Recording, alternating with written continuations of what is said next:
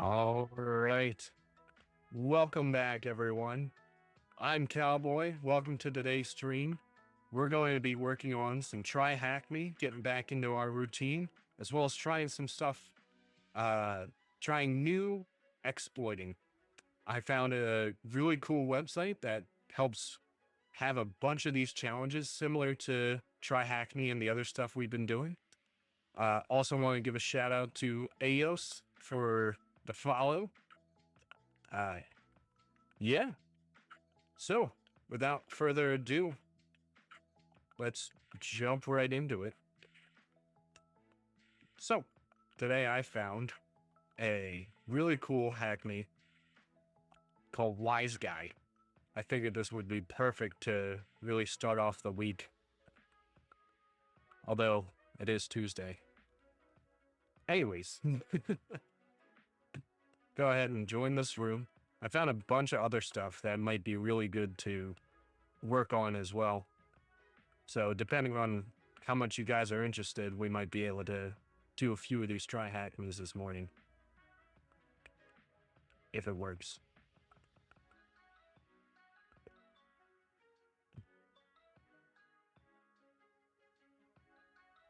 Of course. Never just starts right first stream for me. In fact, I had to restart it right before hopping on.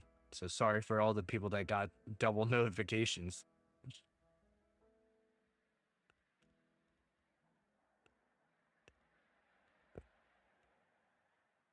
Right. There we go. Now that we're logged in, now we can learn about this so-called Wise Guy. So this is a crypto challenge where I think we're going to have to look at some source code. So take a look at the source code on task 2, download on top. All right, so we have that. I'll go ahead and spin up our VM. We can go over there into our Kali box and start looking at it.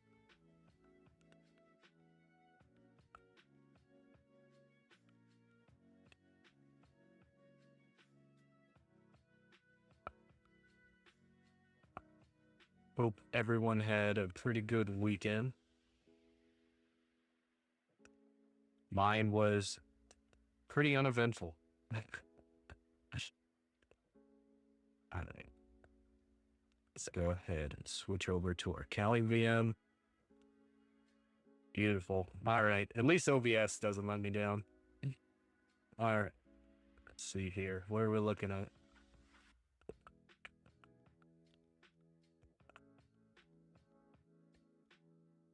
So it's a Python script. We're importing random socket server, socket OS string, flag equals openflag.txt, our read string.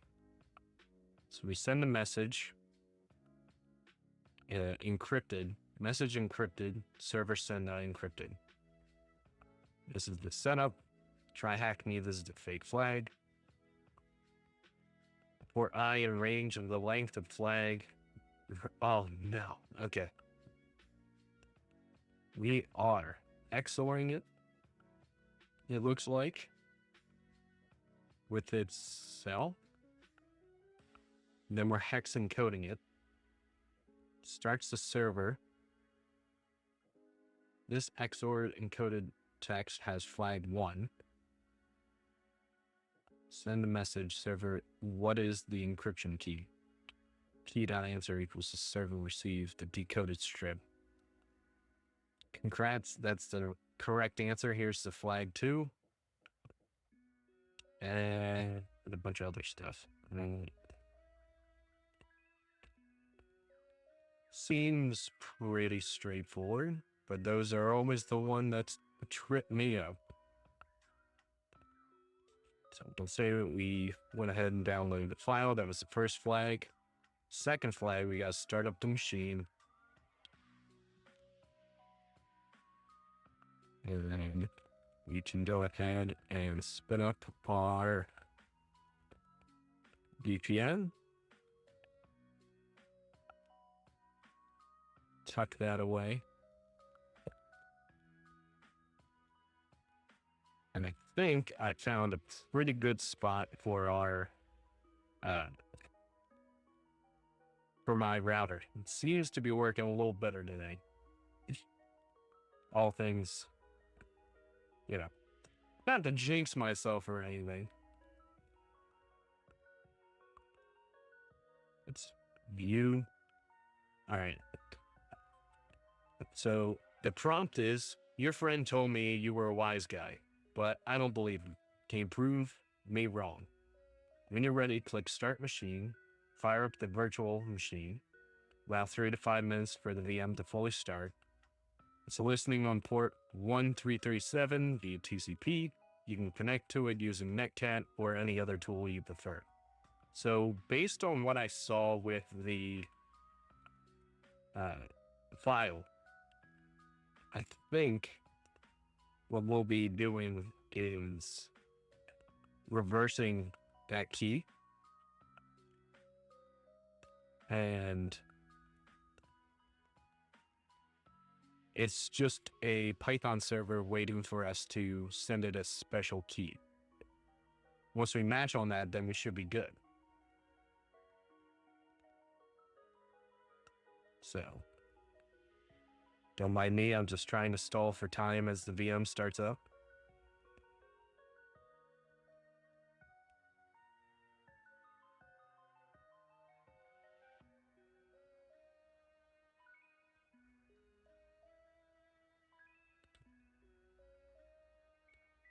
All right.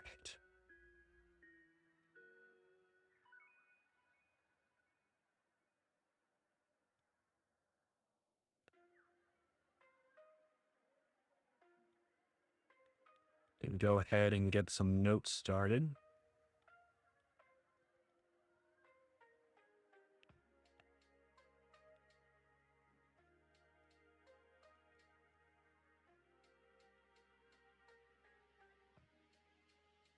Let's make our,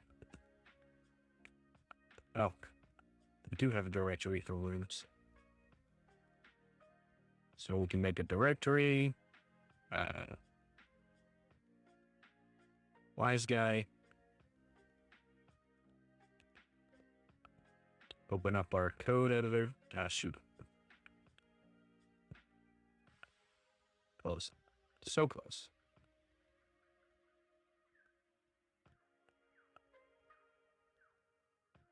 Open it in that directory. Let's trust the alphabet. Start a new note.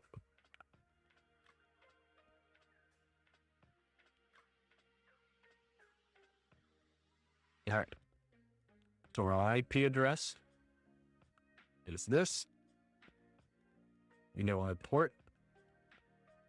It's going to be wheat. And let's go ahead and pull over our little Python file we have to decrypt. I think we might be able to just start reversing it.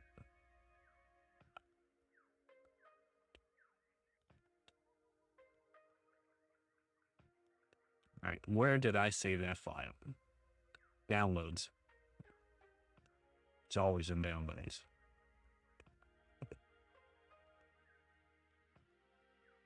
So just cut that out. Go back to our projects, rooms, wise guy. Paste that on where.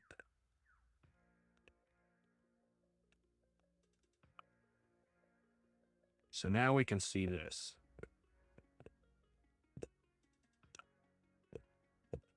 So we have our setup. TryHackMe, this is a fake flag. I'm going to go ahead and submit that just in case. All right, yeah, that was wrong. It wasn't right. And then we have our excellent. So for I in range of 0 to the length of the flag, XOR, excellent. Return hex encoded. So once it's XORed, we hex encode it, and then we start our server. The key is random choices. Start ASCII letters plus string digits, K5.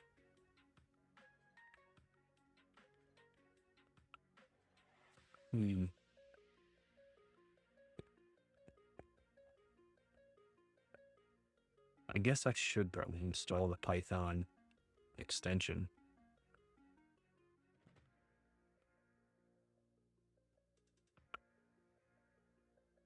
At least then we can start getting some of the documentation to just pop up.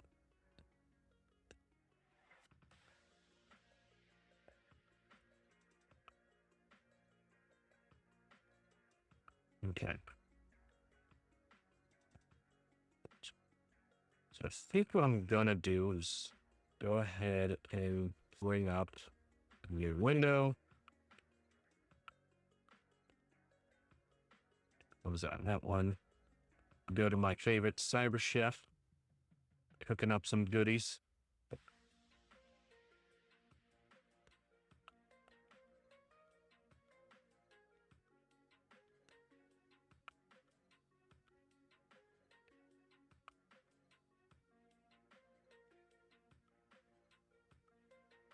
I was just getting started with Python. Don't care. We've already started with Python. So now we have to make our little recipe here. So what we should start with is from hex, and then we have to reverse the XOR. Ooh, they have a brute force.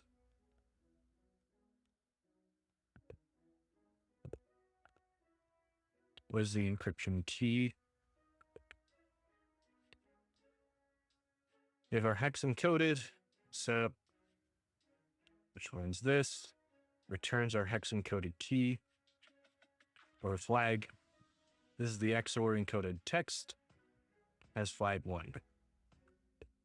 Then we figure out what the encryption key is. We send that answer. If we're right, we get the second key. If we're wrong, we have to keep trying. Let's go ahead and pull up our terminal. Clear screen. We'll start a listener, or we'll make our connection to the server that's running this. All right. So we see that for flag 1, here's our XOR encoded.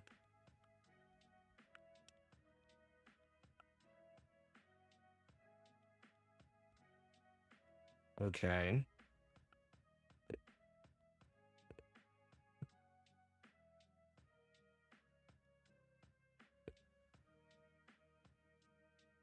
Just trying this brute force thing. I was actually curious. I've never seen that as an option. We're getting closer.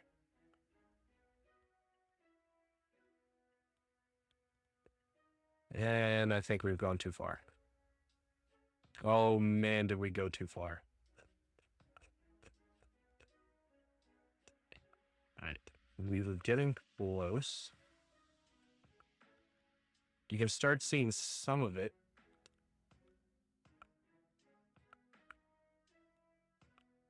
The other good thing is we know the format of the key, which might help us a little bit.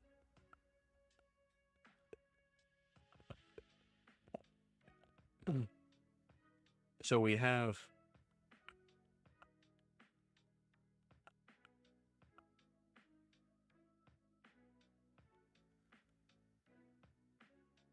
the plain text, which was that fake flag.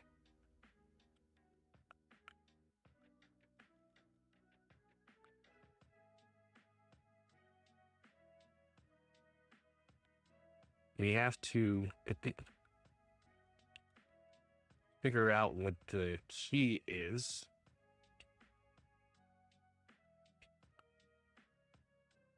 And then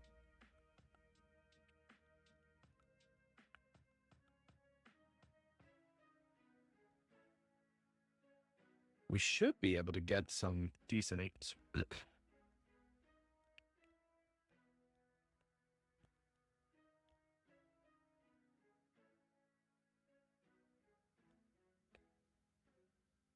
I don't know if we want to brute force it.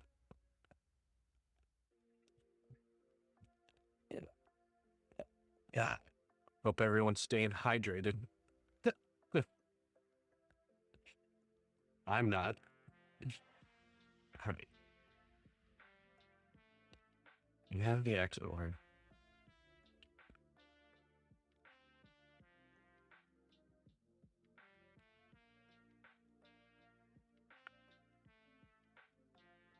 Is the key just hard-coded as well?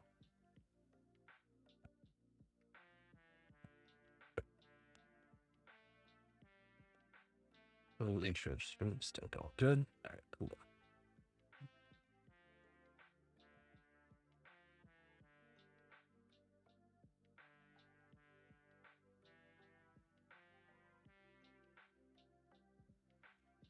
The key is the string of the response.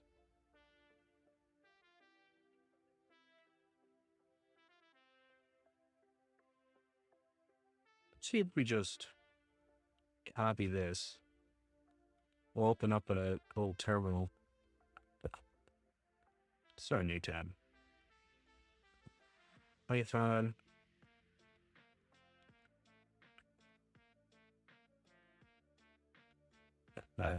Make sure we import the right things. So we'll import random. Then we'll run our res equals join blah blah blah blah. Expected indent. Okay.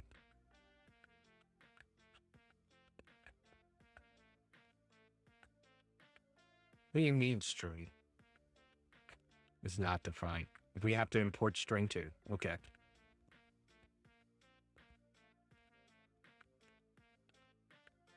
Okay, now we can see what happens when we print res. Right. So it's CRGEU. I think every time that runs, it changes. So we understand that the key is 1, 2, 3, 4, 5.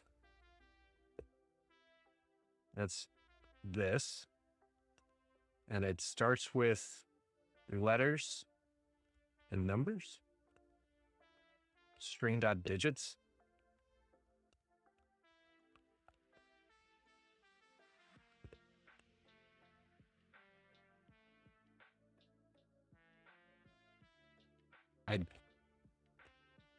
I mean, we could just brute force this command repeatedly into trying to decode it. We also have the hex here, so we can go ahead and grab that. We'll save that as a local variable hex flag equals this. What do you mean invalid decimal little? All right, fine. I'll make a new one. Solve.py. So if we have our res here, now we import random, import string, it's res there, our hex flag is equal to this.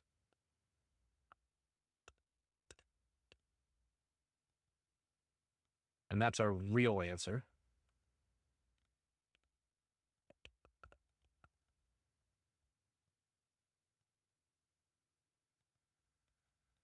We understand that. Let me just full screen for this. We understand that the key is only 5 characters. It's a random, here we go, choices. Return a case-sized list of population elements chosen with a replacement. The relative weights or cumulative weights are not specified. The selections are made with equal probability. All right, so it's a 50-50 on letters and digits. There's only so many they can have, right? Hex encoded setup server. So flag 1 is the hex encoded. Now we have to solve what the encryption key is. It's going to receive that key answer, decode it, and strip it down. And if we have the right answer, then we're good. Otherwise, it says close but no cigar. And if we just break it, we break it. There we go. A little more zoomed in for you guys. I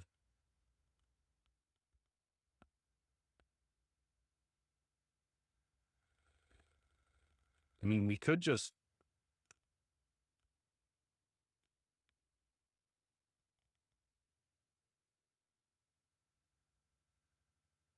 We should reverse the...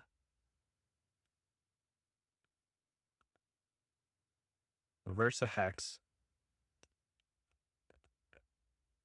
Let me just make sure.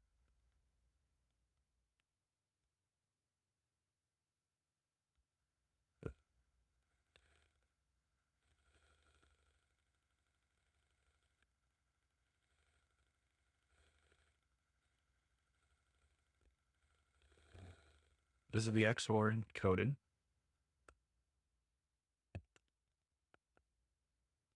So I think we can just do X flag dot decode.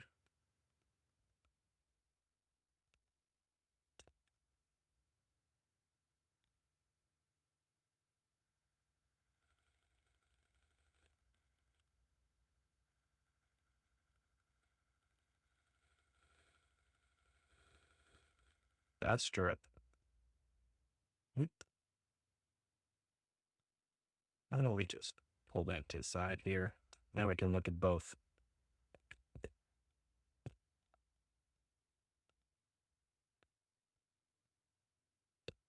We could try just running this locally and see what happens. That way we don't constantly hit the server.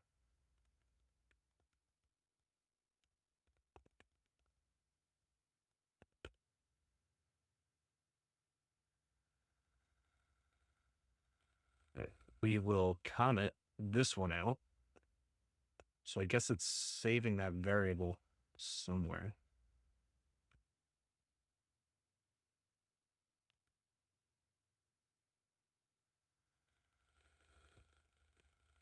And then overwriting that later.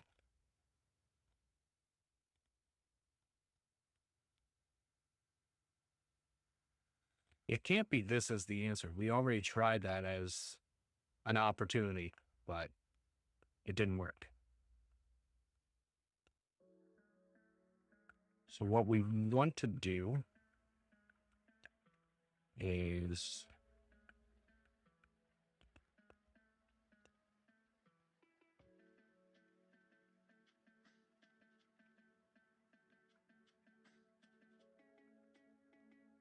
does it need to be hex.decode?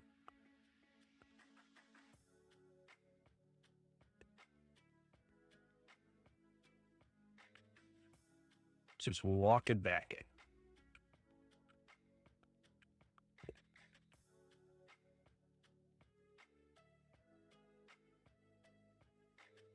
When they get the answer, they're checking if it equals to P.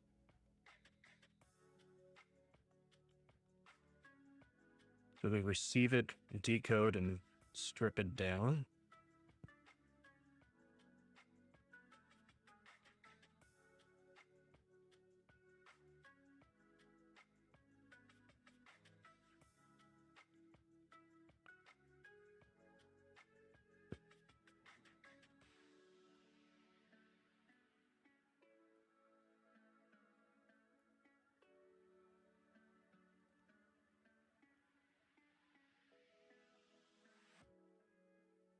String has no attribute decode. Did you mean encode? That's no.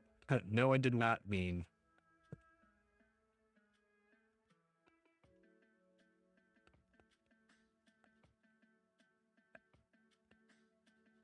All right, let's just look up Python decode hex. I'm not afraid to do a Google search. I'll do it live. From hex decode. Okay. So we have a string. And I think we need to then say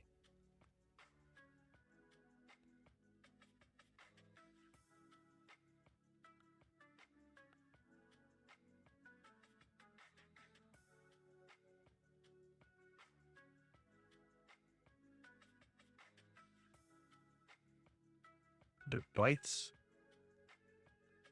from hex should just be our hex value.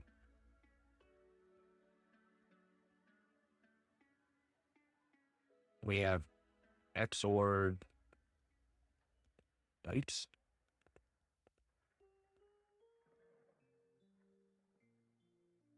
I think that should work.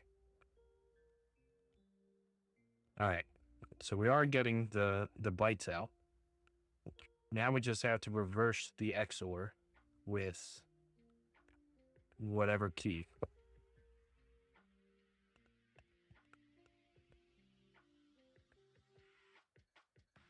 I just noticed that you can just increase the key length, but this might take a while on its own.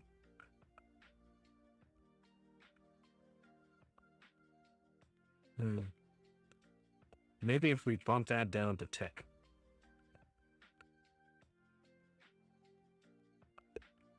While that's running in the background, let's continue what we were doing, reversing this. We'll see who can get to the answer first. So reverse XOR.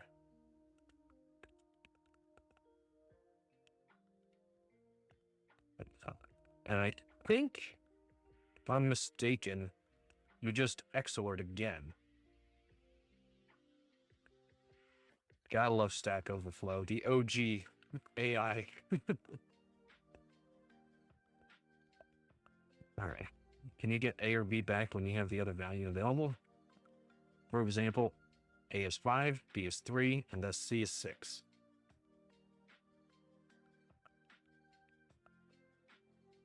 Yeah, the inverse of XOR is XOR itself. So if we just XOR itself, that should give us the key, right?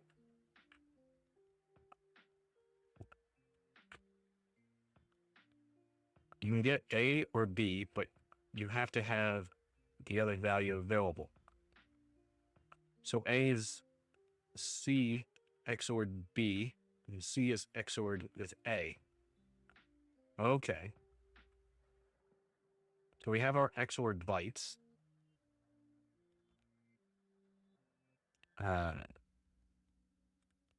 What was the other part of that? .decode UTF-8.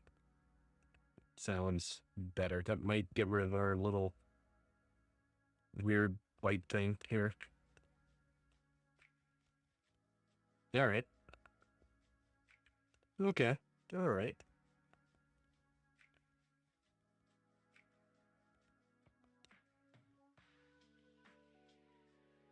We understand that the return a Unicode string of one of the characters, and then return the Unicode code point,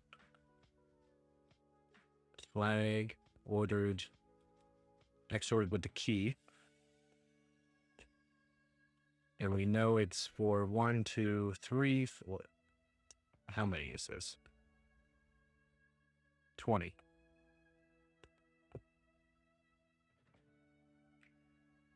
Although the flag could be longer. We'll just say for I in range of 0 to 20.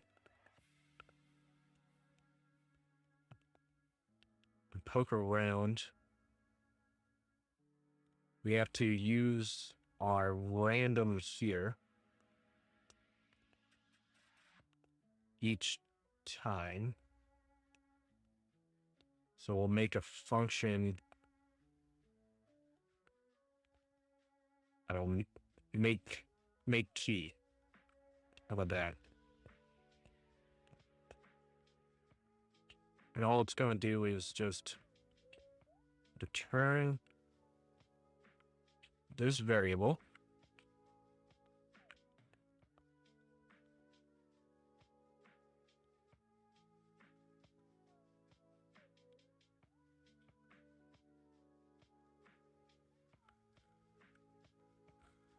Hopefully.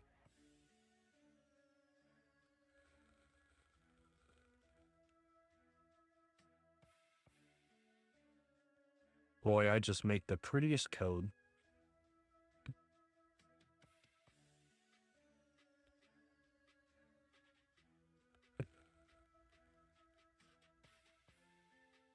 It's just a warning, it's fine. So we can do print XOR bytes XOR'd with make key.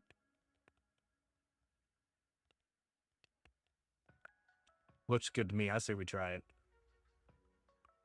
Dang it.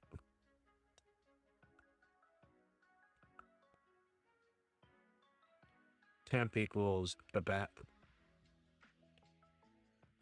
Then we'll just say temp.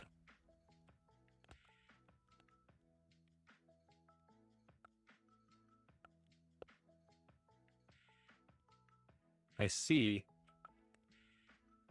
I'm doing it.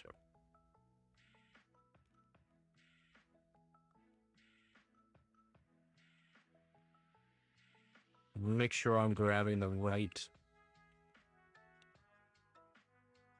line here. And you just return res.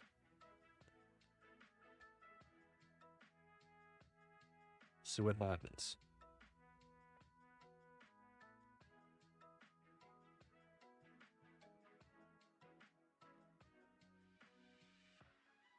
Temp equals make key XOR with temp. How about that? Does that make you happy, Python? No. Unsupported operand type for string of string. All right.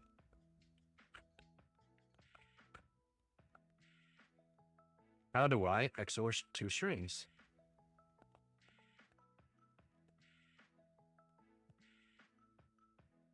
I should know this.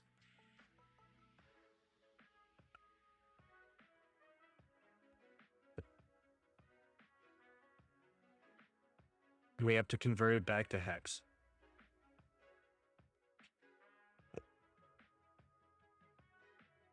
Do we have our XOR'd?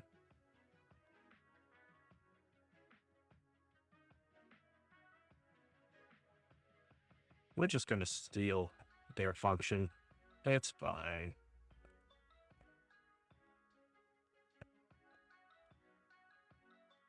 I'll explain it real quick because you should always understand what code you're stealing. So we have XOR two strings. It's given A and B. We have a list of XOR'd. For I in range of whichever one is longer, our XOR value is the unit code, A, length of A. Here's our XOR operator, the B, length of B. And then we append. And then we return the joined XOR'd. So it's going to go through each of the hex values and then return it. So I think now we just have to say A new line.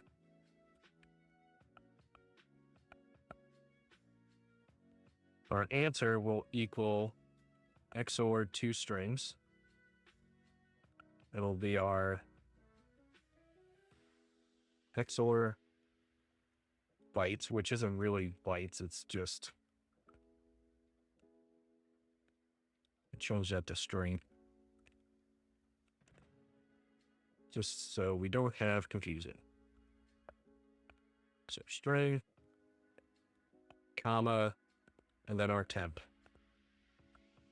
Our temp is making a random key every time we call it, and for this it will be in range of 20. So once we XOR, let's go ahead and print out our answer. And please just work. XOR bytes is not defined. Oh. We can go ahead and ignore that line.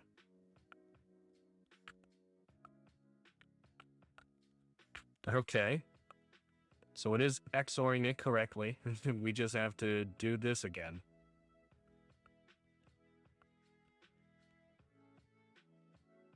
Instead hex flag, we'll say our answer.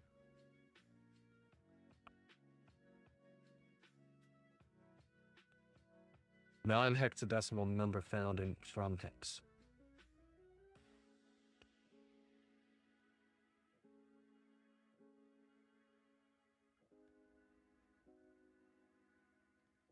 Okay. We'll cast it as a string, and then we'll do it. Still nothing. Invalid start byte. Yeah.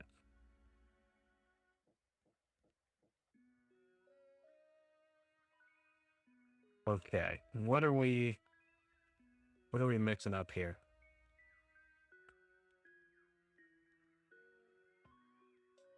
Let's go ahead and cancel that.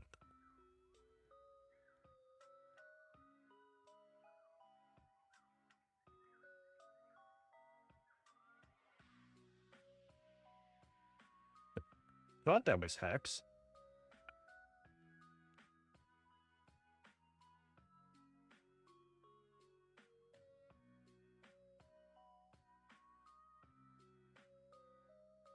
Seems to be hex to me.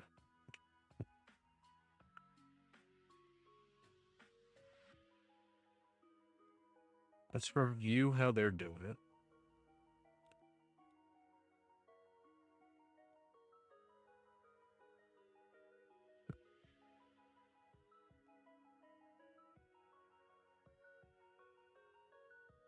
What is the encryption key?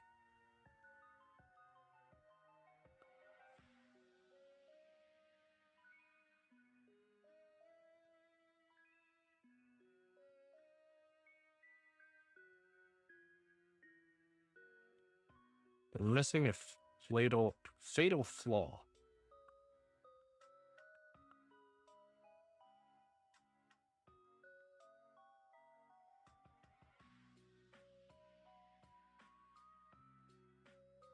Maybe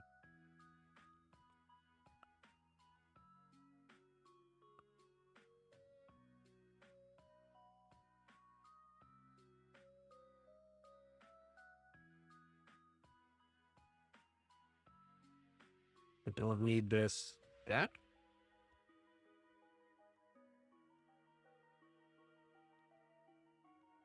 Okay.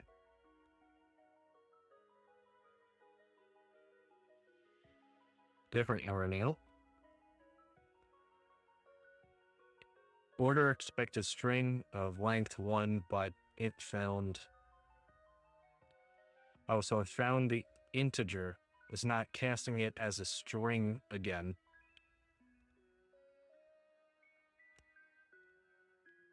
Oh, so I guess we don't even need to do that. We can just remove that line and just pass in our hex flag.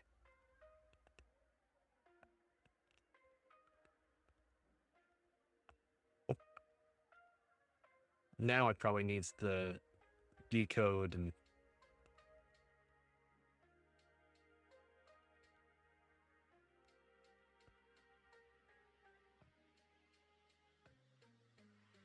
non-hexadecimal number found in some hex.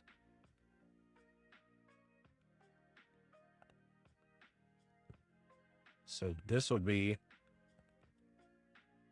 bytes from hex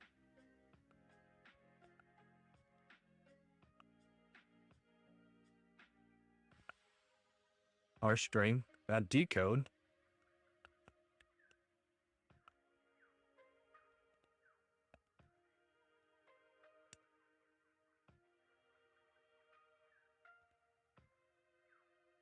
invalid.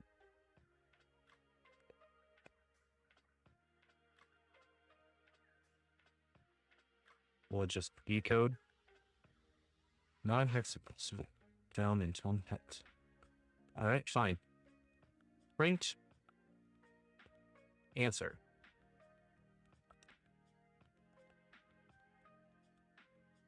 This is the XORed hex.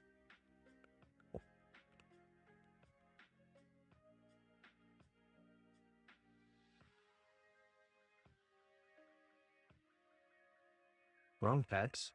Yeah. Oh. So now it needs to be casted as a string again?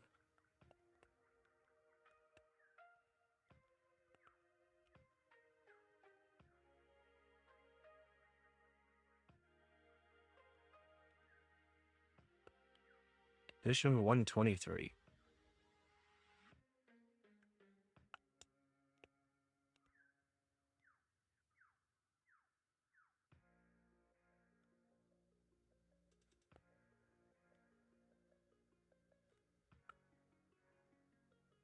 All right, now we can say UTF-8, right?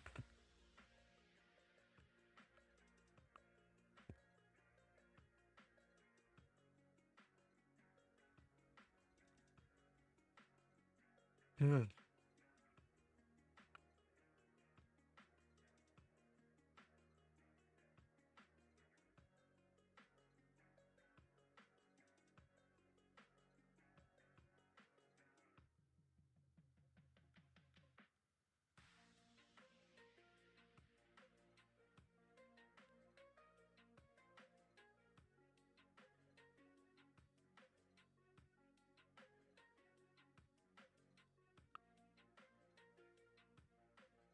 Trying to put in print.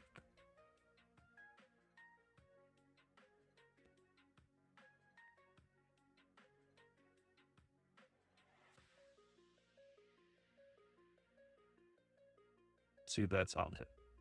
No. UTF codec cannot decode.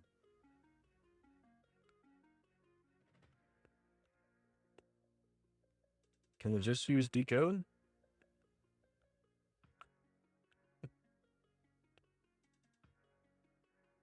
Back to the drawing board. Receive 4096. I think that's just a byte. It says decode and then dot strip. Ready to try it.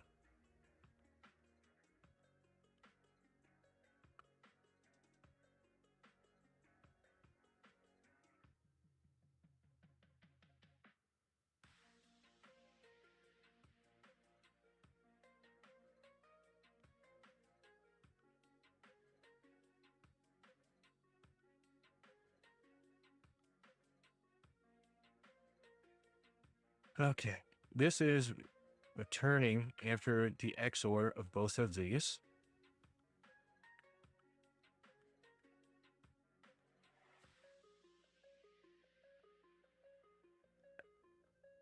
Let's just see if we can get this to work once. How about that?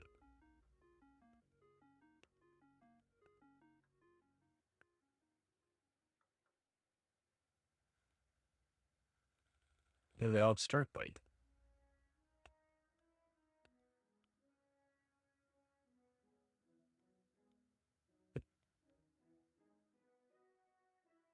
What are we getting confused on?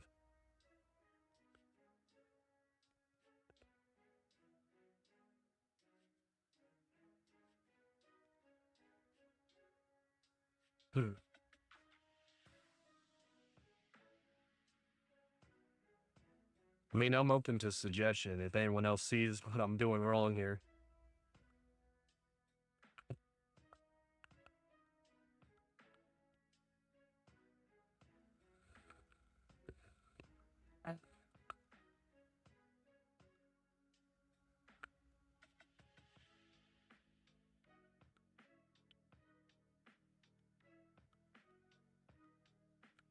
Oh, that. Think. Never decoded the hex here. So I think we just do string bytes dot from hex or hex flag.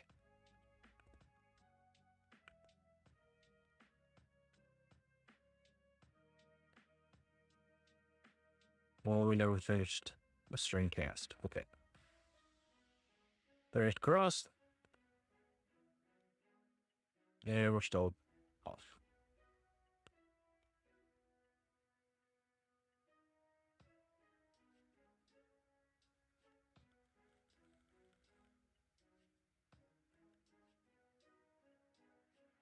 Non-hexadecimal number found.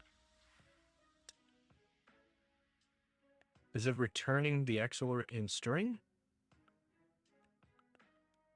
Just print answer for me.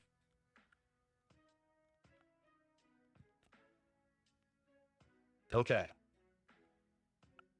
We have a thing. So now, if we do string bytes dot run text,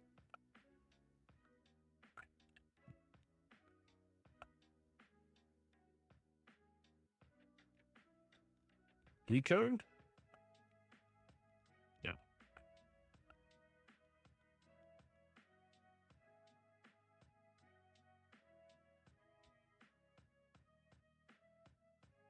That's exactly what I had before.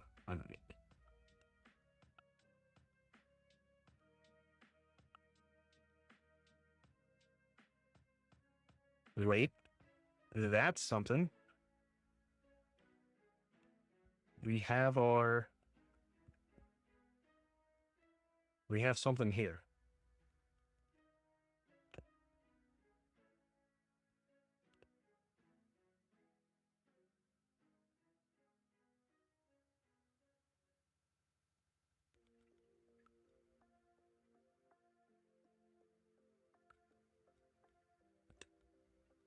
We're so close.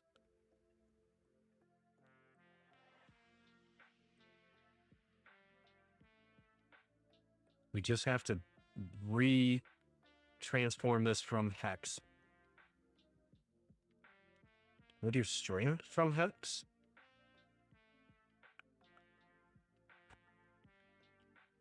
Yeah. And now, oops. We need to go from bytes to string.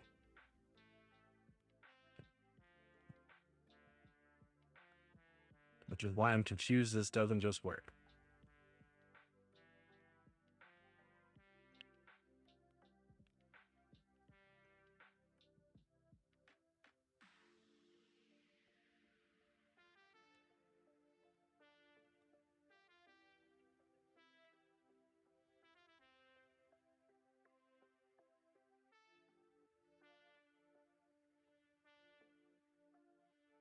Temp2 equals bytes dot from hex. And then we have our answer.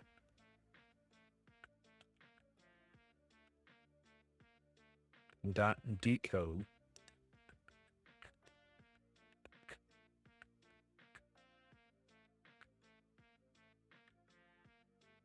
The error handling for default is strict, meaning that decoding errors leaves let's see if that works. And then we just print temp2.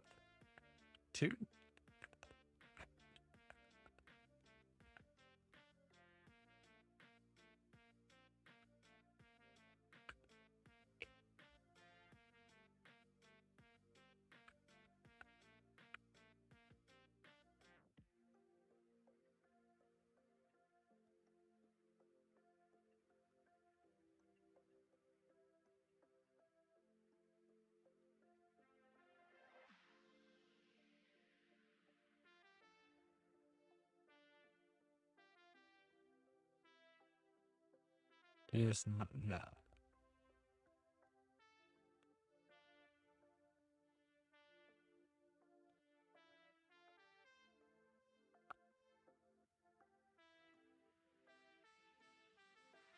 Really thought I had it there.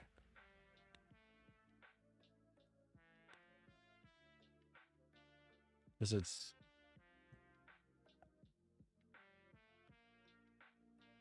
That would be... TryHackMe. Hmm.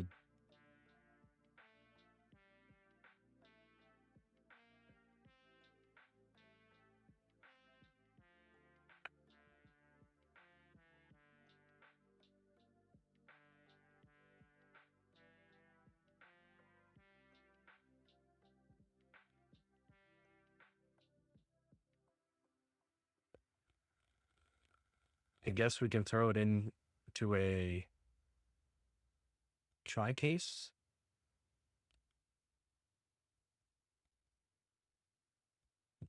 Since we're trying random keys, we're probably getting some weird stuff. So maybe if we do a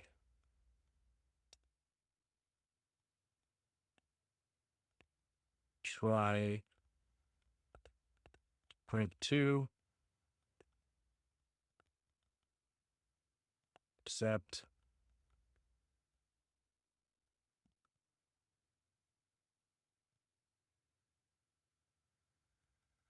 do the code error.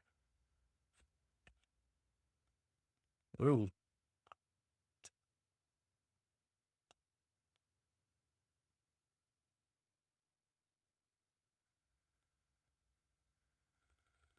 We'll just say continue.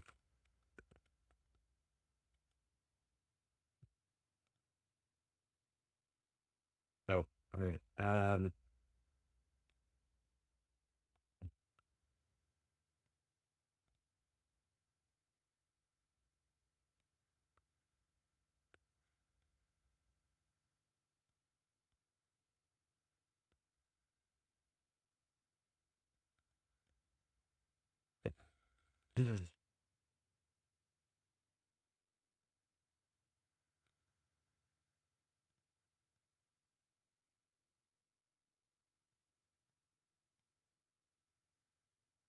about that?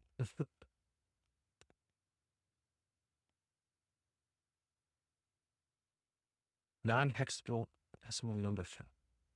Didn't we just solve this problem?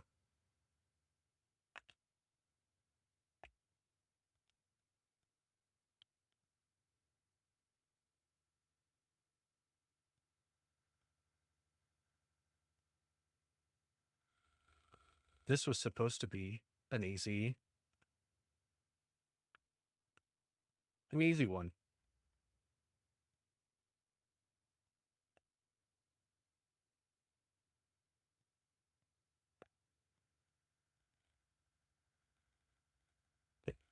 Non-hexadecimal number found. Fine. Just say value error.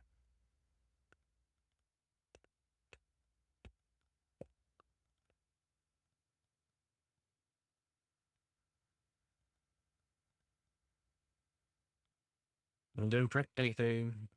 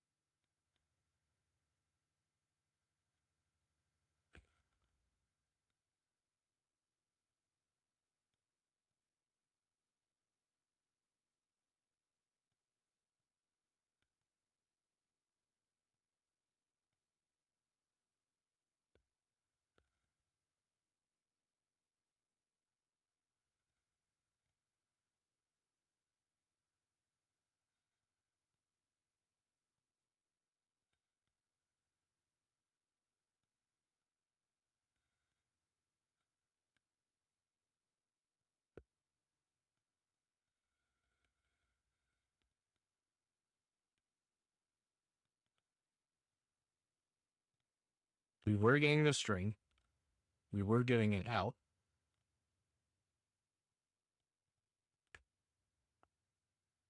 We have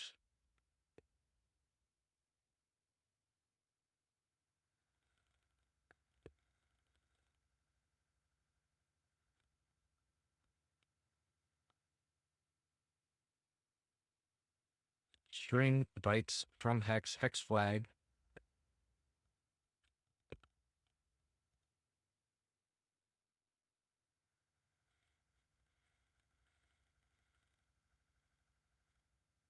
We have our temp, which is returning our fake key.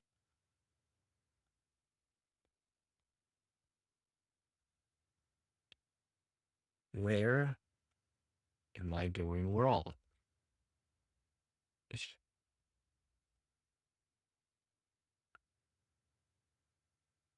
Is it?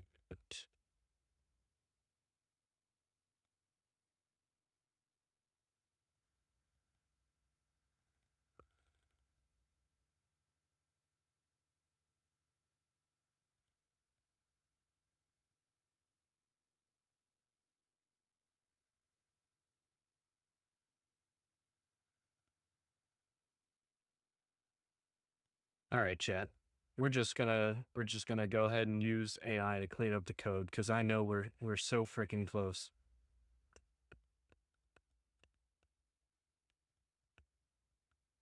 They're just gonna go ahead and copy. They're going to paste it, and here is what was missing.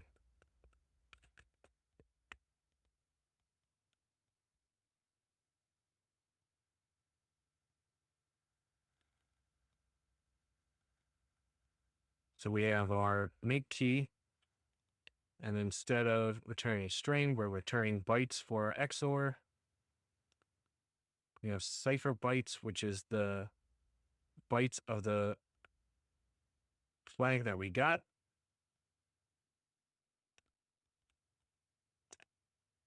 XOR the bytes with the temporary key. We're trying this 20 times.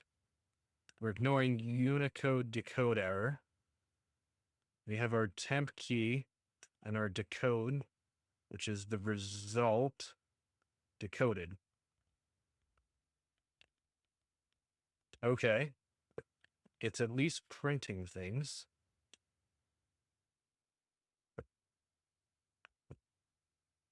Now we just have to find out until we catch that TryHackMe at the beginning.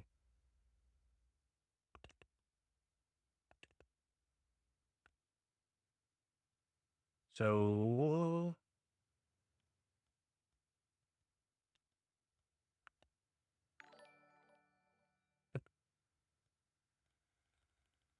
oh, that nerd, thanks for the follow. Appreciate it.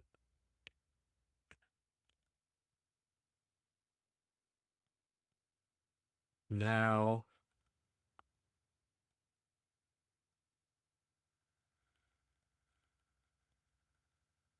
this is interesting. I just asked Chad if they could stop when we start with TryHackMe. So it's just having a while true loop using our make key function, XORing the bytes with the keys. We're going to try and decode it, and the result dot decode. If that decode starts with TryHackMe, then we can say we found it and hopefully continue. But let's see, if we're doing 5 characters and numbers, what is the math on that? How long is the probability of running this?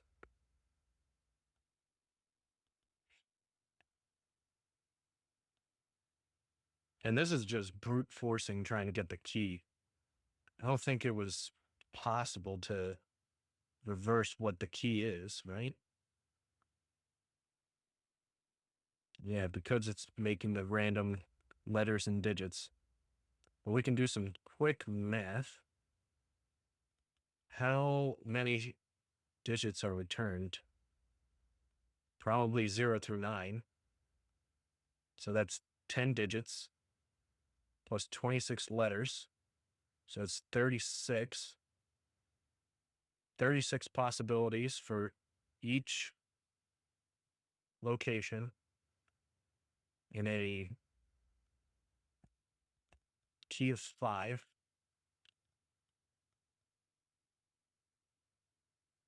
I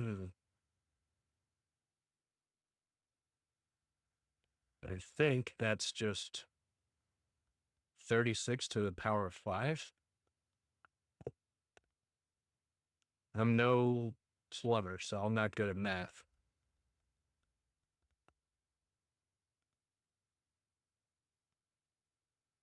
But I think we're doing something along the lines of 36 to the power of 5.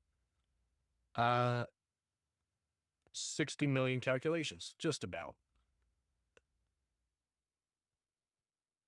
This might take longer than I expected. Oh, maybe if we take a closer look at the example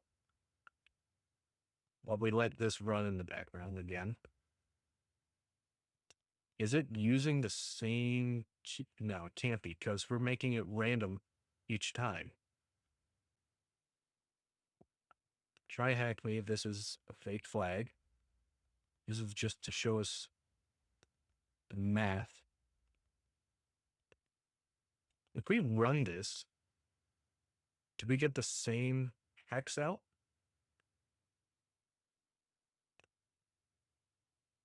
I wonder.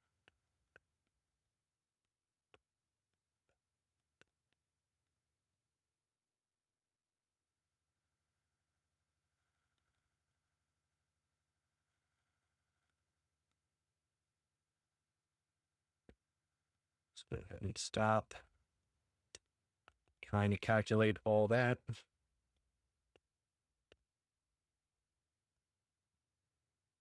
Let's do testing equals setup.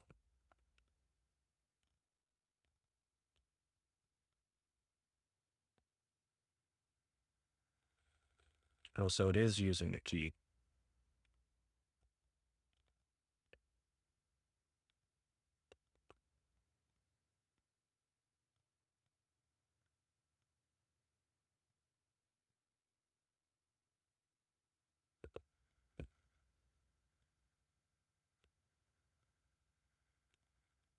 We have our start server.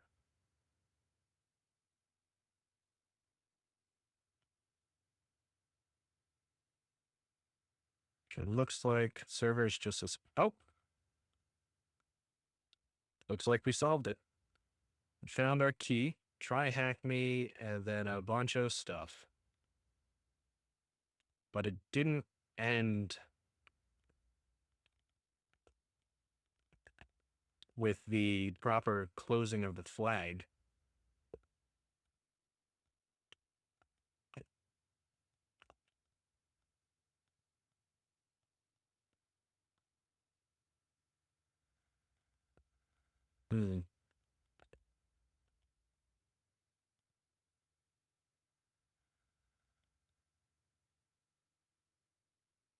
What could we be missing? Go ahead and look at this.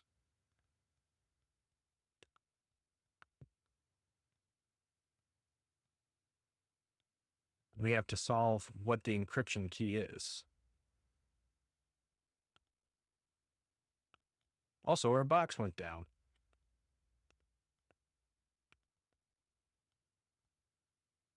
This was able to solve for the key. And this looks close to what they're trying to get at. Something like it's a lot of XORs or easy Ackerman roll XOR XOR. something along that line.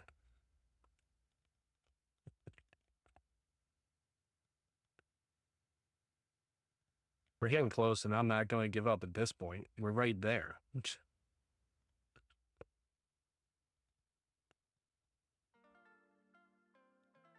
And it's been hell. I'm going to get into some possible exploiting of code. This is just more brain teaser. So if we get the correct key, it prints it.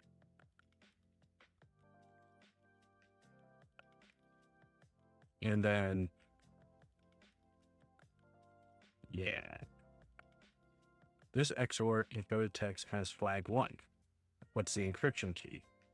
Okay, so when their server boots up, it's using the same key to get to XOR the initial flag and then XOR the flag that is saved on the box. Our new IP address. Spin that up. That's our VPN. This is going to be 10.10.138.210. Now we have our new encryption, our new flag, and we need to decrypt. Thankfully, we have the program pretty much ready. Go ahead and solve for that. And see how many times it takes.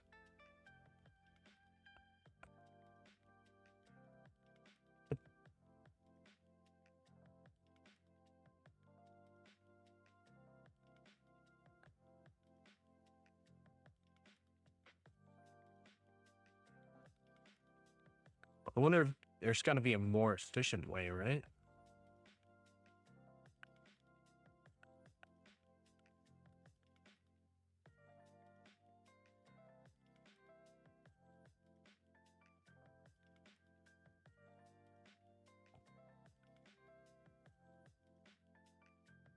See what the magic conch says.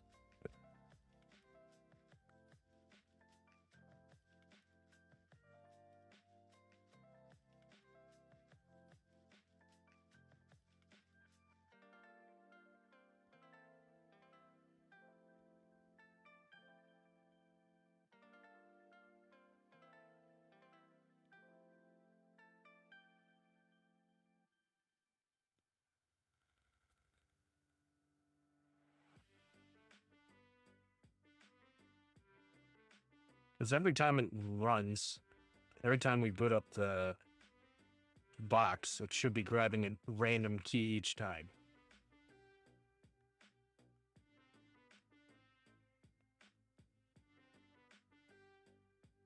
Hex, say auto.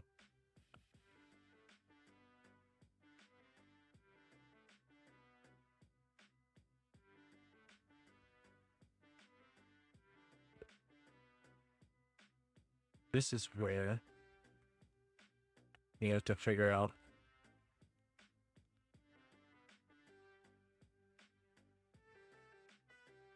five.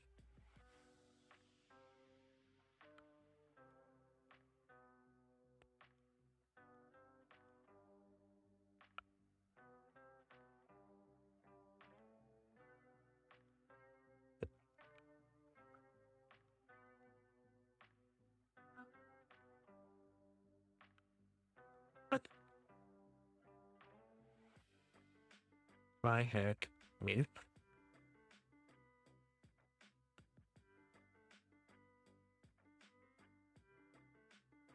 If we can just do this in CyberChef, I'm gonna be a little upset. It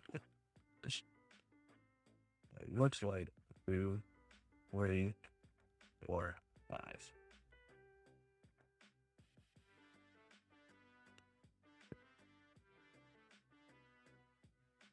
That's a lot of values.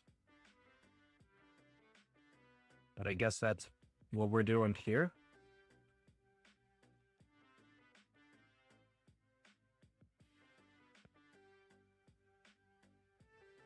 We're just printing it weirdly.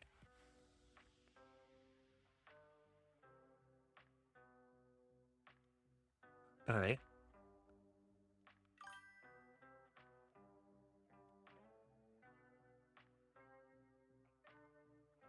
Oh, hey, Penguin. What challenge is that? This challenge is called Wise Guy on TryHackMe. It's, you're given a Python script, an IP address, and a port. And every time you start up the box, it generates a new key. And you need to figure out what the key is and resubmit that key to get the second flag. So once you've solved what the key is, you can get the first flag, which is just a XOR. And currently we might have it. We have this script that will allow us to generate those random keys, which is only random letters and numbers, but the size is 5. So each time it generates the key, we check against the initial flag that we got back. And since we sort of know what the pattern is, we should be able to solve for the key and then get the other one. We know that each flag starts with TryHackMe.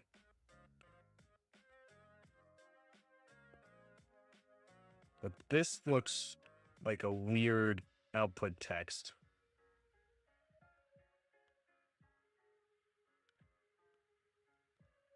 So I wanted to see if I just comment that out for now, and we make our temporary key equal to this value.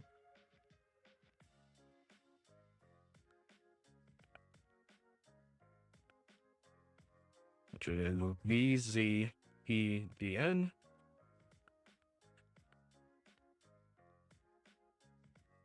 See if it solves it. We might have found a collision. Brute forcing. Yep, exactly. Or at least trying. I say we go ahead and submit this and hope that it doesn't. Well, what happens when we submit? Does it close and just start up again? It does. And then we have to run it all over. I say we go ahead and try it anyways. I'm a gambling man. So if we try VZPDN, fingers crossed. No way you got it. Here's your flag. We got it. Oh, wait, what? Try again? That can't be right. Oh, it's probably a collision. Or some weird math that we're doing not working.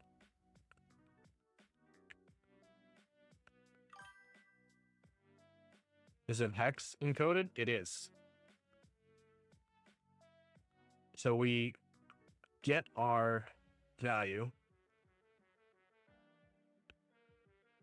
So we'll open a connection to the box that is hosting this challenge.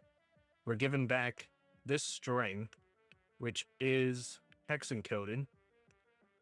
We take this string, we convert it from hex to bytes.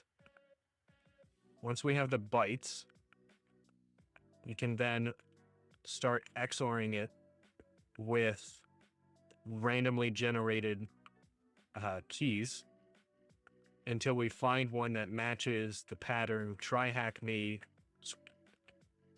bracket. Supposedly. But yeah, it looks like once we submit, it just restarts and we gotta run from the beginning. I'm not sure why this was actually giving us a value though.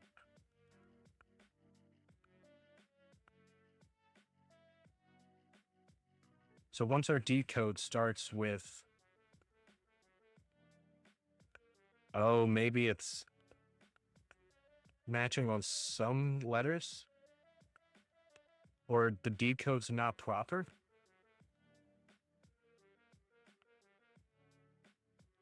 Let's see. To code the bytes using codec registers for encoding. Error handling, yeah, we just ignore those when we're wrong. We want to make sure that it starts with that. Can we also put decoded dot ends with? Okay. So we'll say that it ends with our curly bracket too. Yeah, it's... Oh. Yeah, this doesn't look right to me. I wonder if we're just decoding wrong.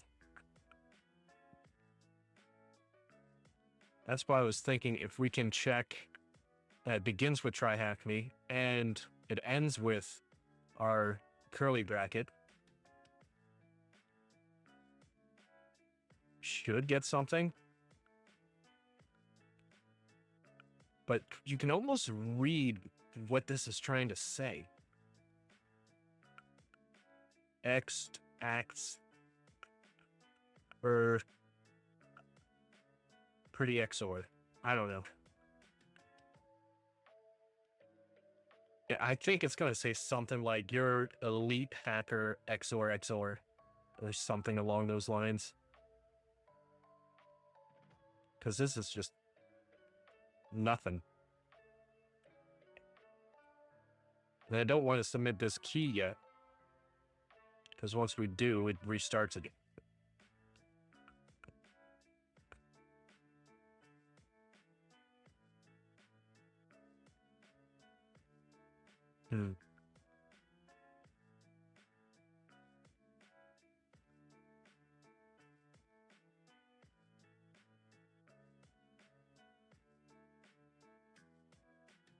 Do you see any patterns here?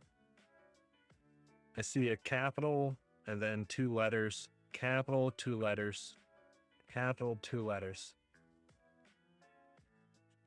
I wonder if we break this down.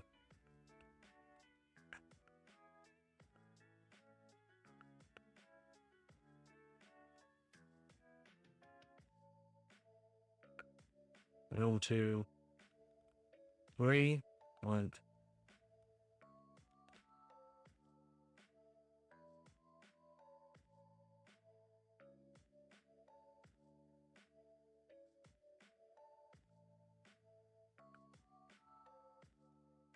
I'm not getting anything out of this.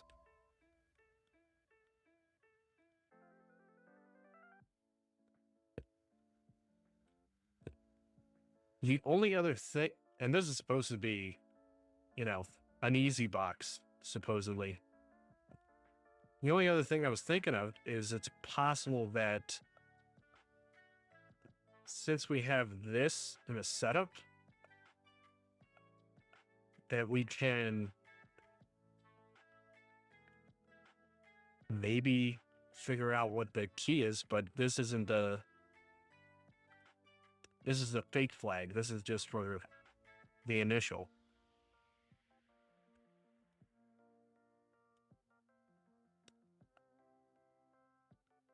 So once that runs, this is your XOR flag 1. Decode the hex. We run this again with our random key. The key is random with strings and letters.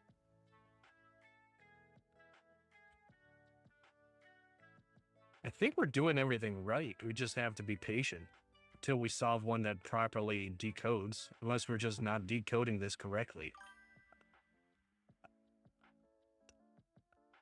If it echoes back the value in hex, you can derive the flag using the XOR by XORing it against your original value, right? Are you right? So the problem is that we don't know. One value is the string, which is the flag one, and then the other value is the key. The key is a random assortment of letters and numbers. So here, this, what we thought was a flag. You're right. We have to, okay, you get it. Good. Yeah, it's just trying to find that right combo of letters and numbers. And I think it's like 36 to the power of 5, which is like 60 million or 6 million. I don't know. Like I said, I'm not a plumber. I'm not good at math. And I don't feel bad about stopping this too, because it's a random amount every time. We just have to make sure we don't lose our connection here.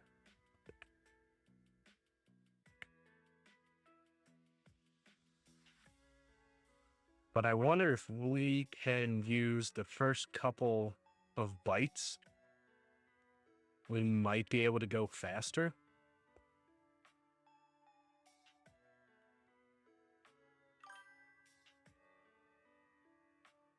So every time it generates a new random key. Yes. So each time the box spins up, it gets a random key. Each time we make a connection, it gets a random key. We have the source code here, and I'll walk through this again. I did this just to try and run it myself. So we have our flag variable, opens flag.txt. This is being run on the server. We have a send message, which will send the message encoded. We have our setup, which starts the server setup. So we'll take a variable that they set on the back end, which is their actual flag. Then they XOR that with the key that is provided. So we know that both flags use the same key. Once we solve one, we can solve the other. Supposedly. But each time here's the start function. We can see this is XOR encoded text, has flag 1. So there's our flag 1 and the generated 2. But every time you try this, if your answer doesn't equal key, it shuts down the server and restarts. And then once it starts up again, there's a new key that's generated. So you have to be careful about how many times you submit. You can't just brute force a submission. It'll be a new key each time, based on what I'm reading. Yeah, handle. Once it errors and closes, it starts itself up again.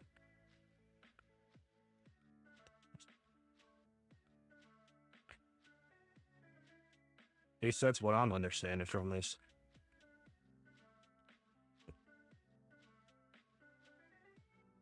There might... Let's see.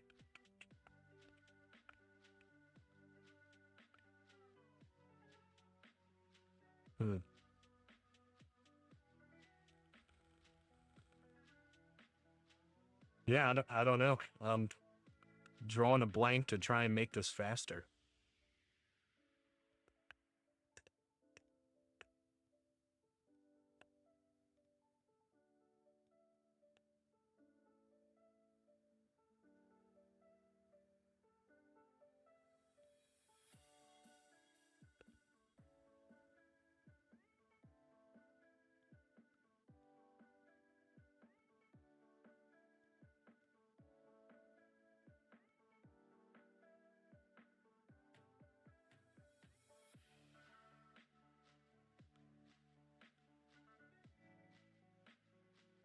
The key is 5 characters long.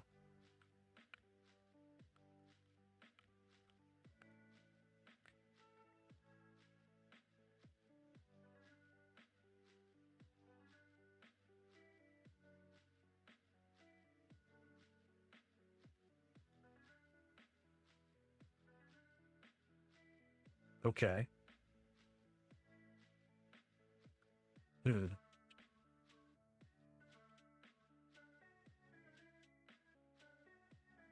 I did ask ChatGPT, and it looks like we weren't far off with the,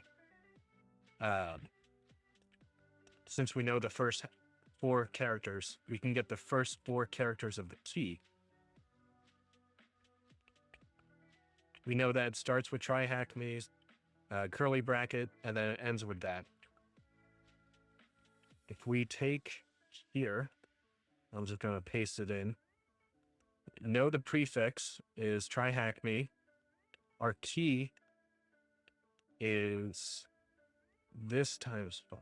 The first 4 bytes of the array will know what it's going to be. Because we have our cipher bytes XORed to try and get the key.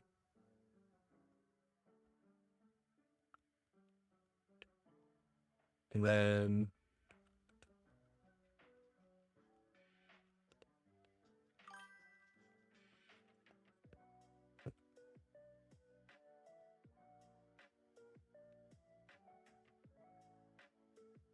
yeah.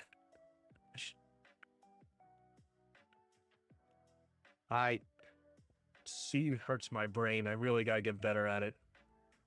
Which is why I wanted to do some exploit, but chat just makes it a little too easy. So we know known bytes at the key partial. And then if we can run this and figure out the first 4, should be able to figure out the last one. IGTL. Well, that was fast. That was real fast.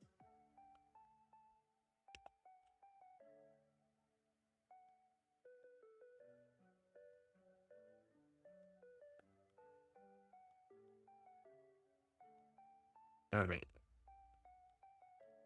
Since we've cheated this far, we'll just finish it off. So then we try all 256 possibilities for the missing 5th key byte. Oh, that's why it's taking so long. I forgot how it's 256 bytes, I guess. No. Oh, yeah, I guess. But this should mostly just give us our key now. Okay. I'm a little angry because that's still not right.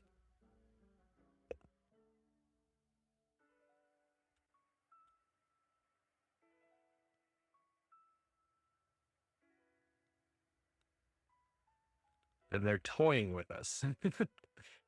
IGTL is the first 4, which is our guess.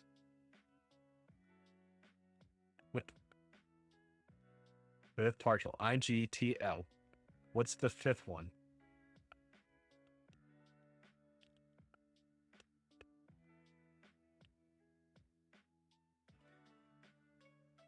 We'll just add our ends with as well and see if we can fix the code.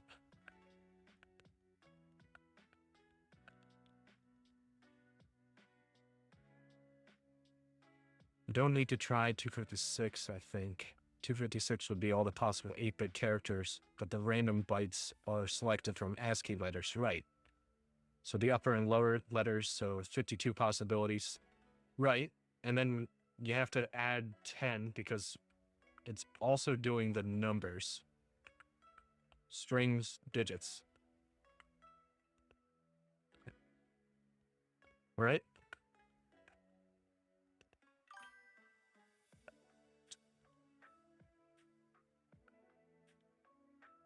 Yeah. So by adding the fact that we know that the last character has to be this curly bracket as well, we do... Okay, I can read it now. Plain text attack can really hurt your XOR. Ow. Son of a gun. Alright, let me just pull up. Yeah, we finally found it. Alright, let's see. So I know everyone's favorite part is just watching the submit button.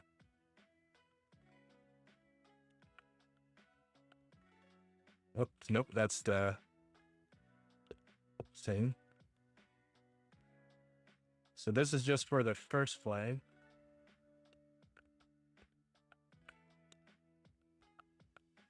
TryHackMe. Boom. And then the second flag. Go back.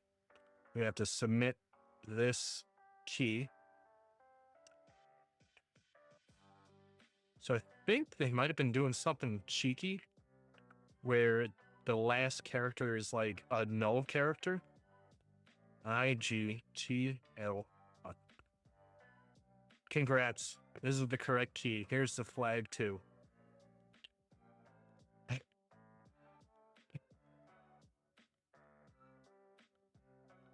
Which is why when we kind of got the right answer the first time, it gave us a try again flag.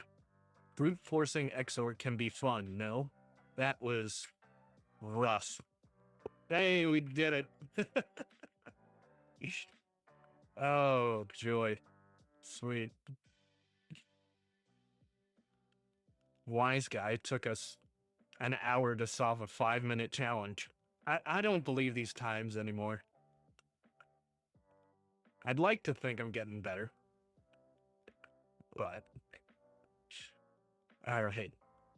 So it's been an hour and a half. Do you guys want to do another TryHackMe or really break our brain on some exploit challenges? I have a couple here lined up.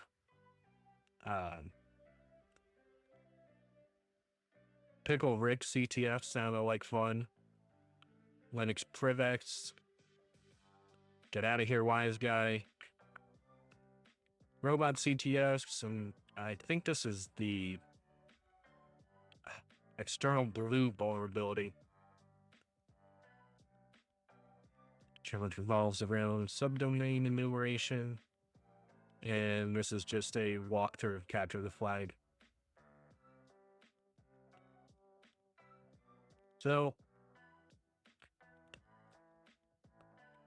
I think we go ahead and try and get started with some exploit, seeing as we're already in the coding mindset. So this is a site I found that goes a little in depth about exploit education. I was part of a CTF recently that had you had to exploit a binary in order to try and pop a shell. Never worked with exploits before, never done this kind of programming. I'm not a C developer like you, but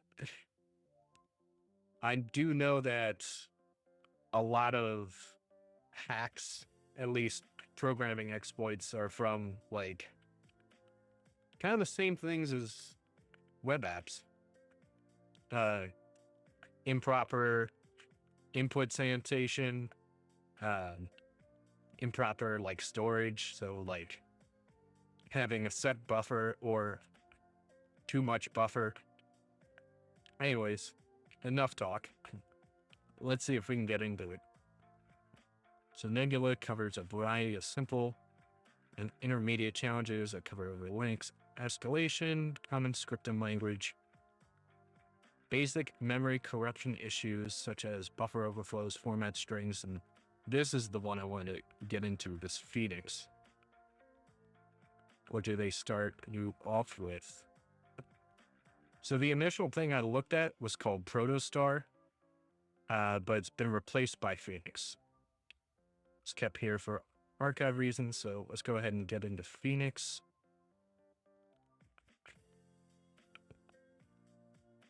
So Network program, stack overflows, format string vulns. Head to the download page.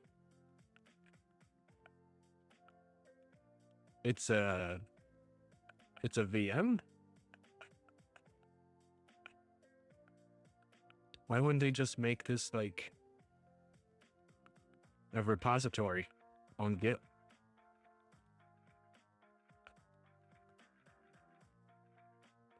Let's see. Really don't want to. I guess we'll just go ahead and download it.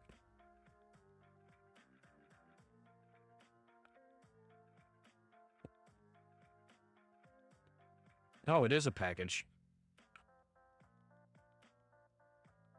Main sequence.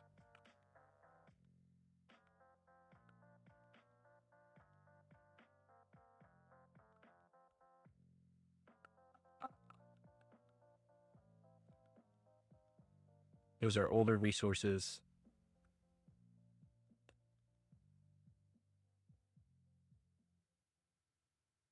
What is a QEMU image? It's just a disk image.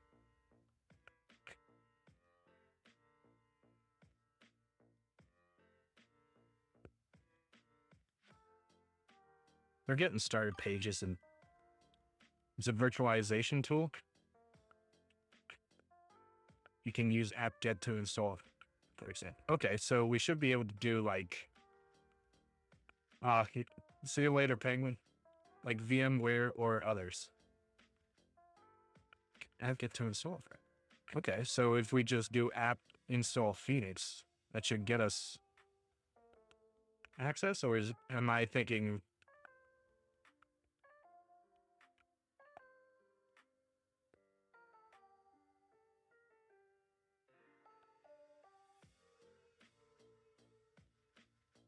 I probably don't want to do that.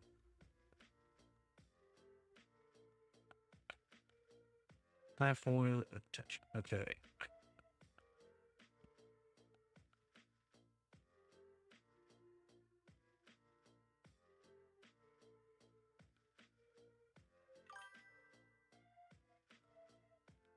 And we can run the image in the view and run that image. We don't have any other virtualization tools. Yeah, I mean, the Jali image I have is just running off of like VMware. So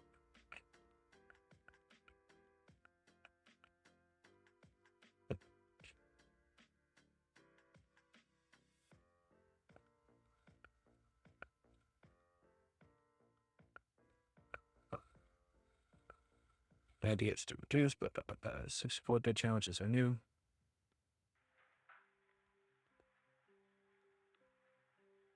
Configuration nodes, 2 images.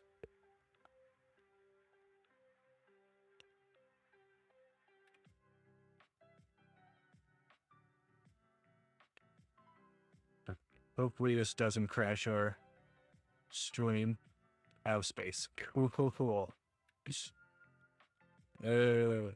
Wait. Oblivion packages.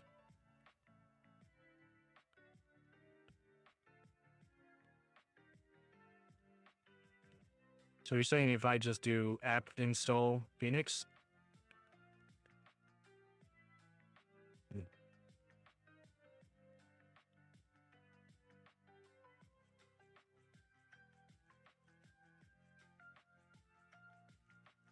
No, let me bring this up in Kali. There we go.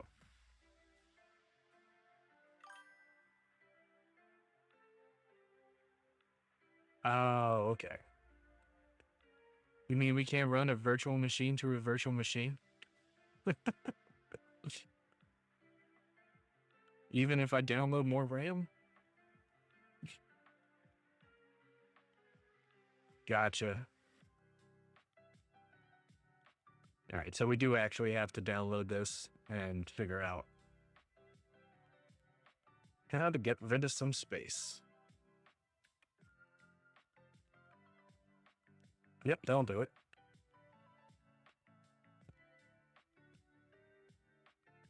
Hey.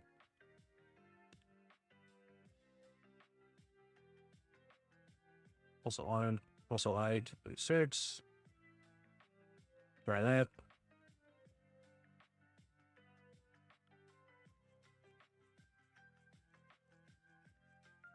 And while that's going,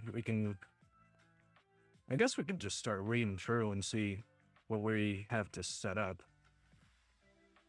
So the kcow2 images ship with 2 accounts, user and user for the user account and root for the root account. Each archive has corresponding boot shell script for starting the virtual machines. All right. So kernel core pattern, core dumps. Files to be exploited reside in the Phoenix architecture, and then whatever architecture you pick. SUID files won't create a core dump, so make a copy of files as needed to exploit development purposes. Okay. Some levels may only be exploitable on certain architectures due to various reasons. I've also made a note where that is the case. Cool. So, stack is 0.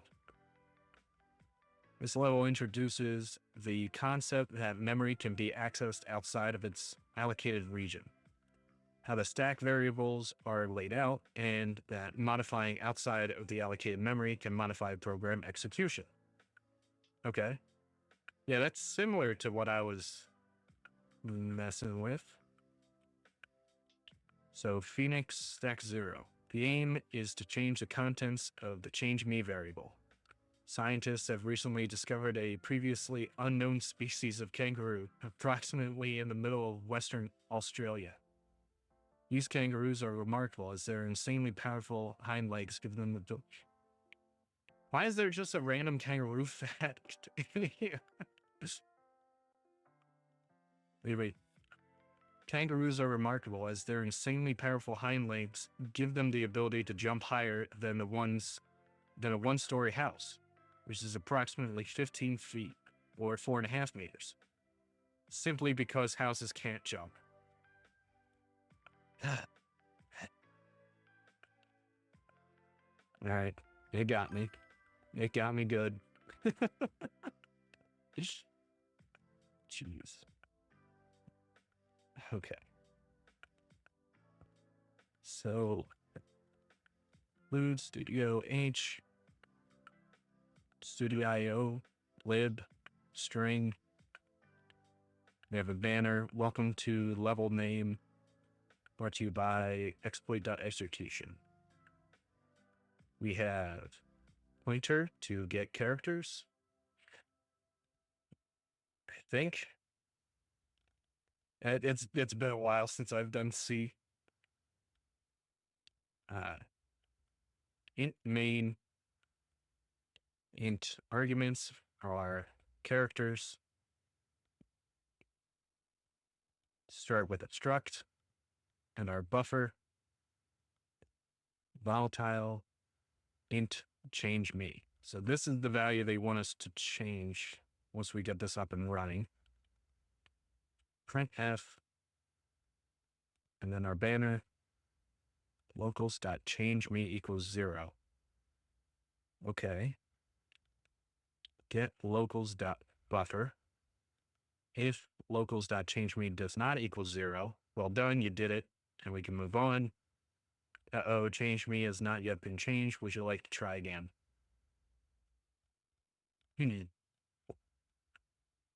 So it only runs once? Yeah, and then it just exits. That's interesting.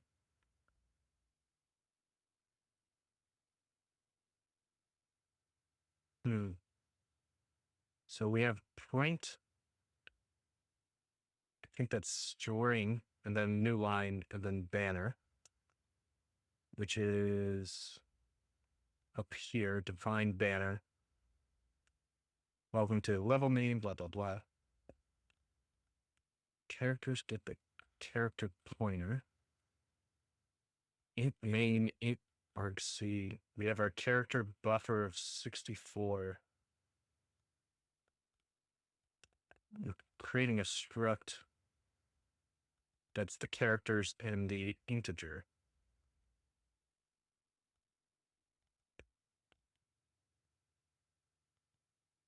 Print a string banner. We're setting locals.changeme to 0. Then we get the locals.buffer. Where is... Here's locals, here's the buffer. I believe that changes on our input.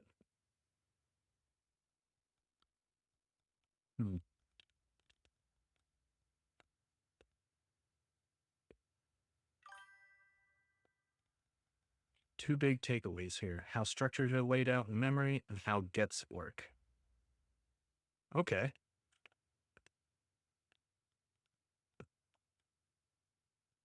So gets local buffer. Is that the only gets we have here? Okay.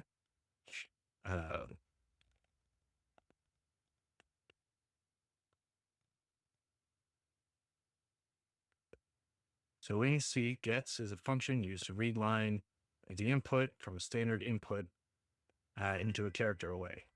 You can open a terminal and get man gets. Fair. Put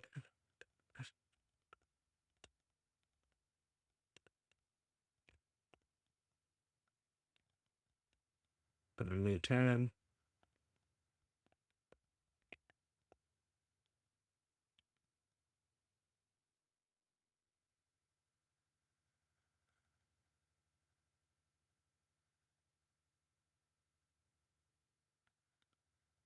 Man, quote, gets.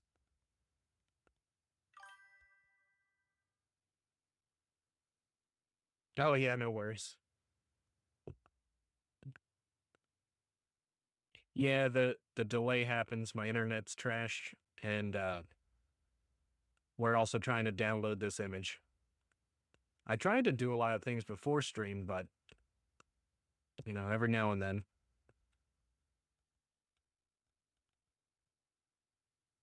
Oh, just main gets. Okay. There. Do it the old school way. String from standard input has been deprecated for the C library. Description. Never use this function. Okay. So it reads a line from the standard in into the buffer pointed to by S until either the terminating new line or end of file, which it replaces the null byte. No check for buffer overrun is performed. See bugs below. All right. Gets returns S on success and null on error, or when end of file occurs while no characters. Okay. However, given the lack of buffer overrun checking, can be no guarantees the function will ever return. Thread safety, standards, history, bugs. I love how it just starts with never use gets. Now, if only people would listen. Let me just get right. Never use gets because it's impossible to tell without knowing the data in advance how many characters gets will read. And because gets will continue to store characters past the end of the buffer, is extremely dangerous to use. It has been used to break computer security. Use fgets instead. Okay. Fgets might be interesting to look at. So we have another standard library, fgets. So this reads the next character from the stream and returns it as an unsigned character cast to an integer or end a file on the end of the file or edit. getC is the equivalent, except it may be implemented as a macro, which elevates stream more than once. Evaluates stream more than once, okay? Get's character, equivalent to getC. As gets reads them at most one less than the size character from stream. It stores them as a buffer pointed to by S. Reading stops after an end of file or new line. If a new line is read, it's stored into the buffer. Terminating null byte /0 is stored after the last character. Okay. So it sounds like we're going to be putting in just more characters, and it should just go beyond it. Hopefully. All right, we have our image. See if we can just import that into VMware.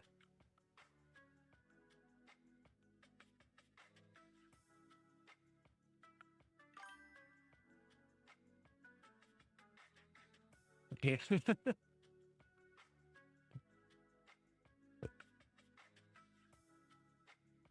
Oh, sweet. Yeah, my bitrate went through the roof now that it's done.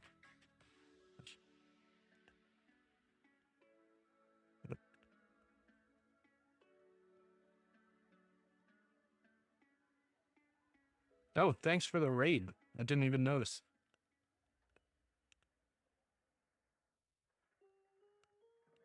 Not that I didn't know. Never mind. I am still new to this streaming thing. And seed. Wow, that actually just crashed my Explorer. This poor laptop is struggling.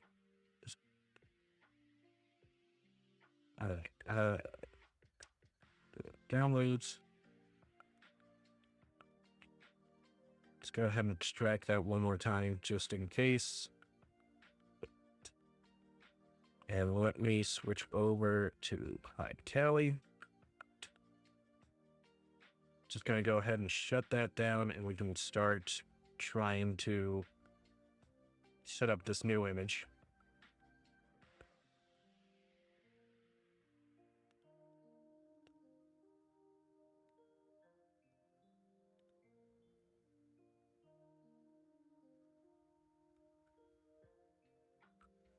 Custom.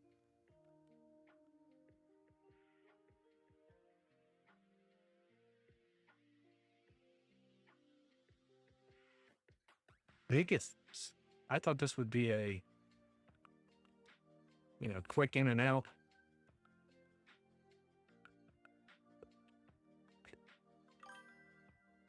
Gotta run. All right, Doc, thanks for stopping by. There's plenty of challenges. I'm sure we'll do more in the future. The rest of the stream's probably just going to be me setting this up. All right. We have files, 2 files. Is it just import the VM? That'd be so much better. Window open. Let's try open.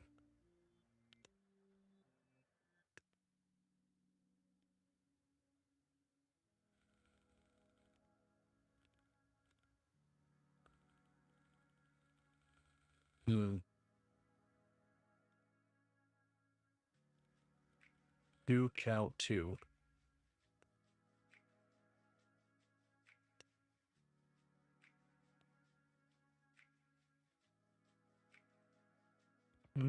Cal 2.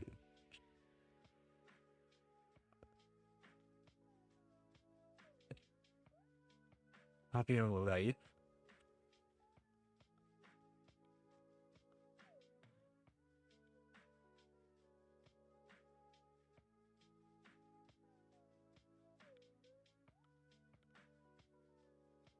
Right.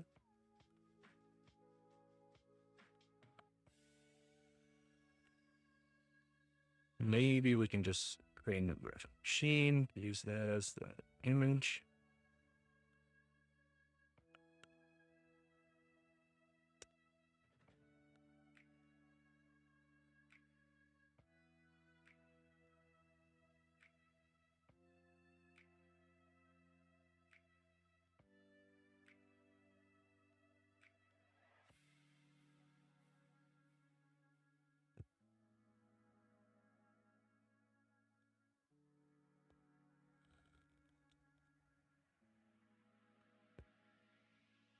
Don't think this is gonna work right, but we will see. No.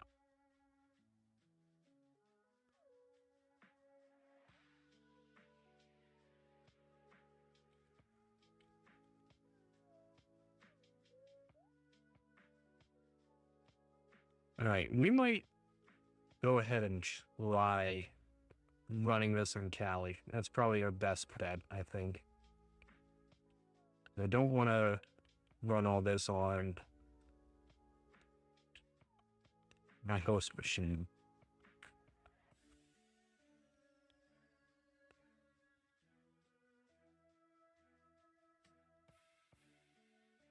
I'm trying to dip here. Sound like an old man when trying. What is it?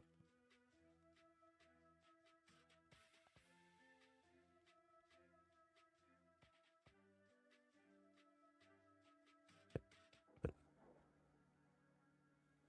see.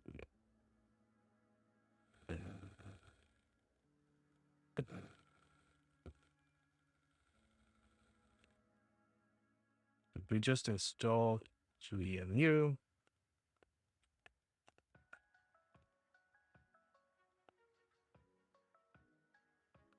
You know how everyone loves watching me struggle.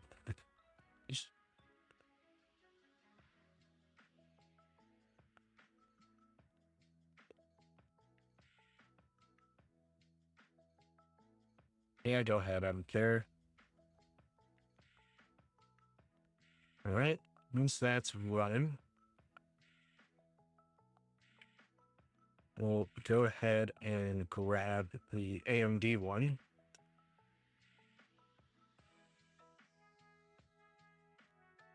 Unless I grabbed that already, it'd be way better if I grabbed the AMD. I did.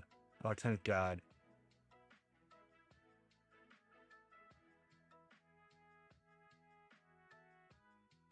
So, copy that. There is a setup script.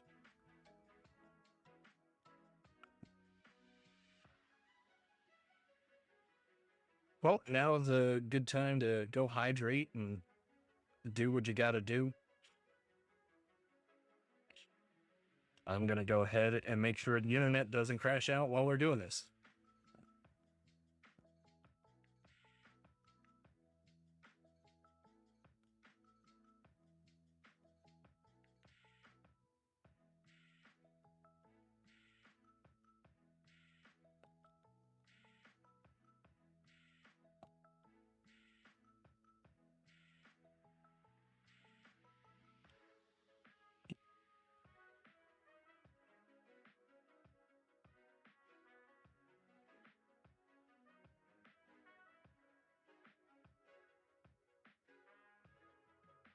All right.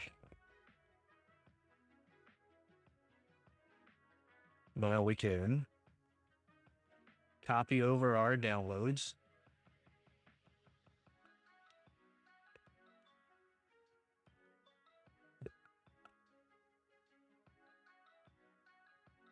Big file.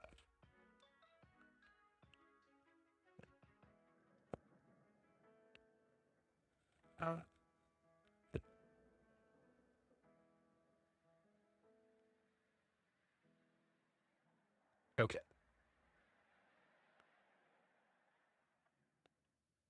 Go ahead and open that directory in terminal. I believe we should be able to run this boot script. Gmod plus x boot. And then go ahead and boot.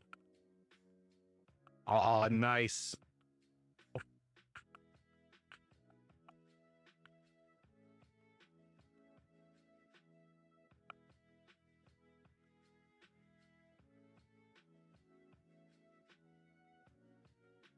I don't think it should work. If it works, I'll take it. All right, it's working. I love that.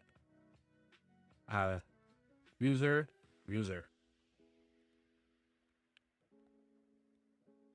Okay.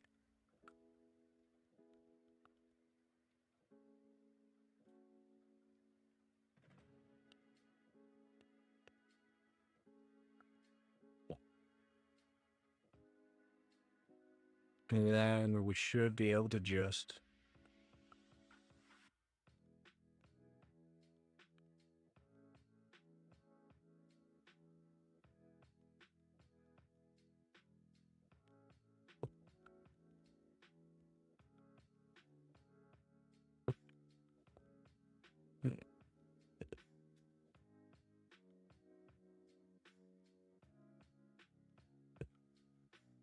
okay, to release grant, Control Alt G.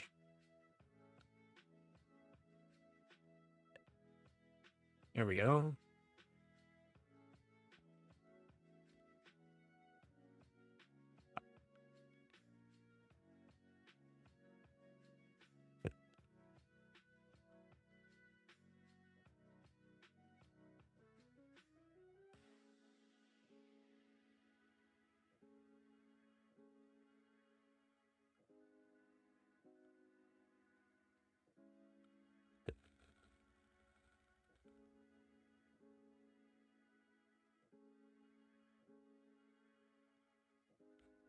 And that's it. And go ahead and zoom in.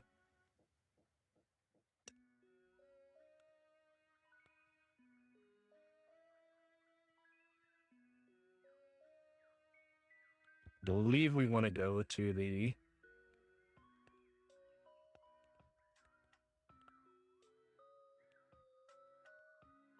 Phoenix AMD. Okay. We are cooking, I think. We can now review. Okay. Go to opt Phoenix architecture. And then once we start, we can start in stack 0.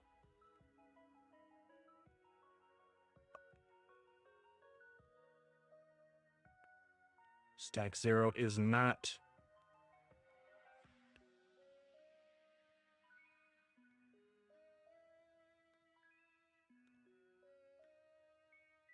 Okay.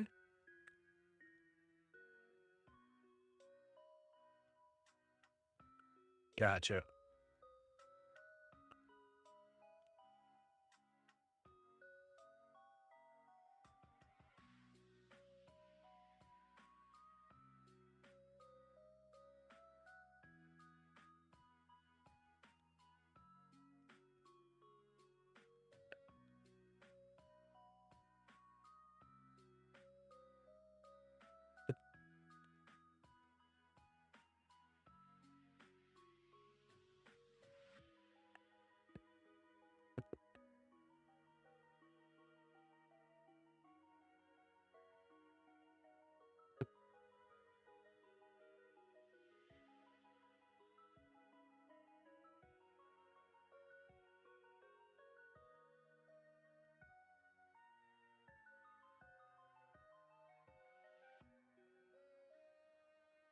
Dipping package.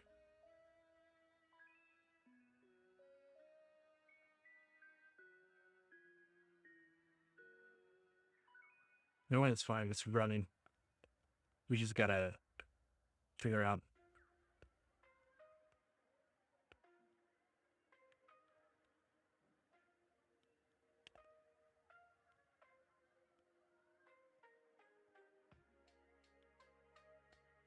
Was it broke?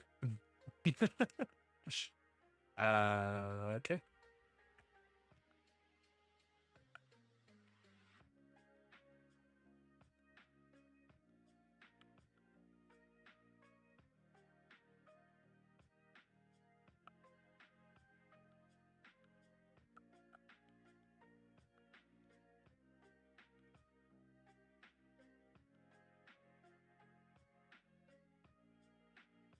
People are not.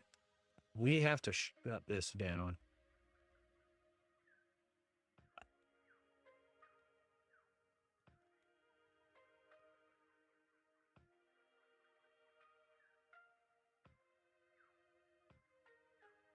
Okay. Oh, I know. I'm accidentally in full screen, thinking that would work.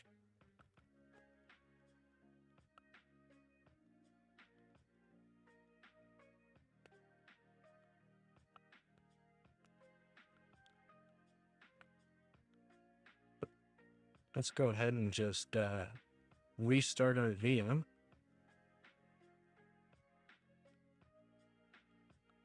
Make sure that we don't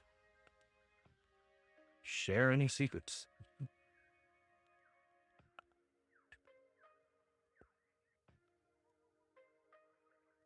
There's gotta be an easier way.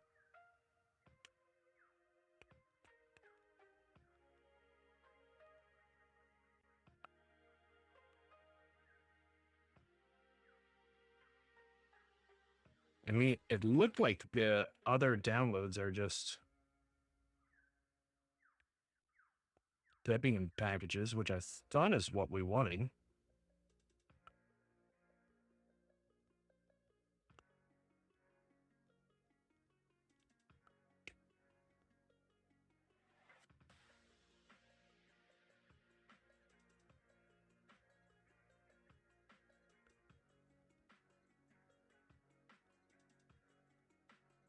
I guess since they're all made.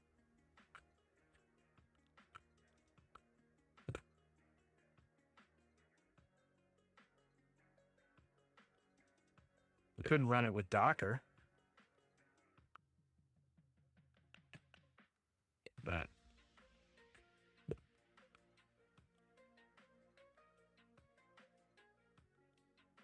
okay, we do have a GitHub repo.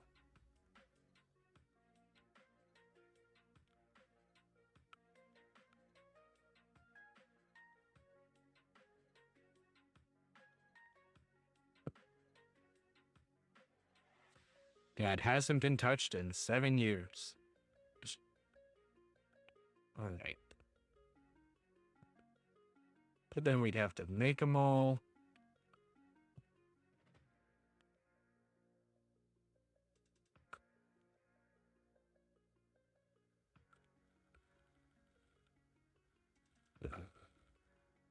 We would.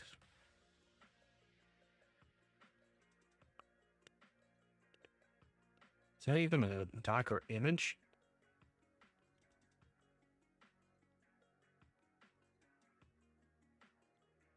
Let me go ahead and check the hub. The Docker hub.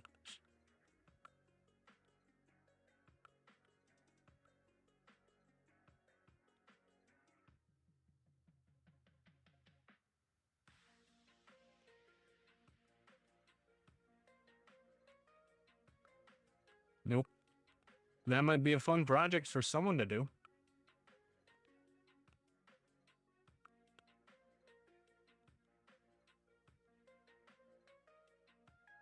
All right, we're back in our Cali.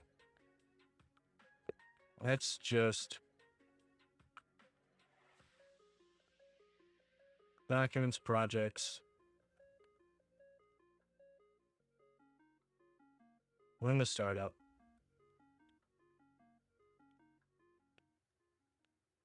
Control Alt F, zoom in, best fit, zoom to fit.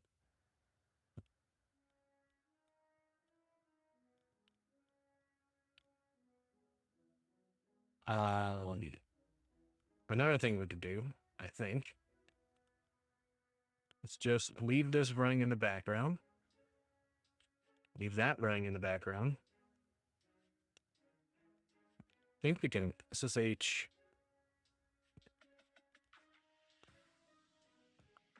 into this specific box.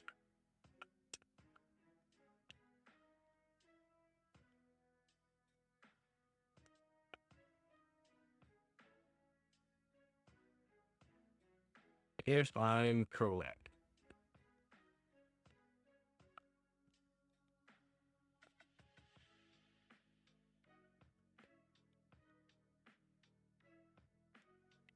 Okay, go ahead. Okay. All right, we're logged in. Now we can use our own terminal, run this in the background, and we're fine.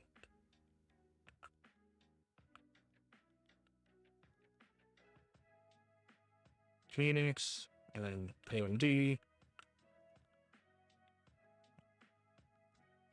you go ahead and run our was it stack 0?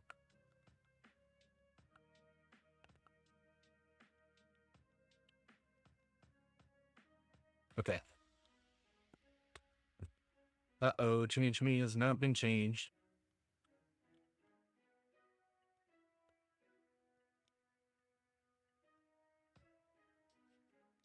So I saw that we might be able to do weird pointer things. No?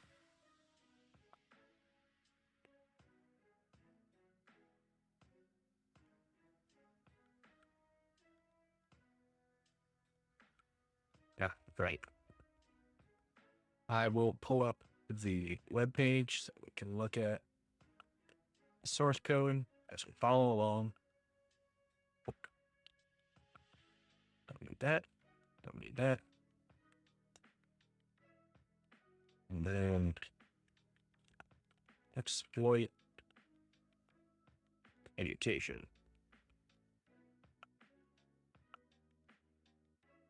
Here we do it. Phoenix. It was stack 0. Yeah, we are right.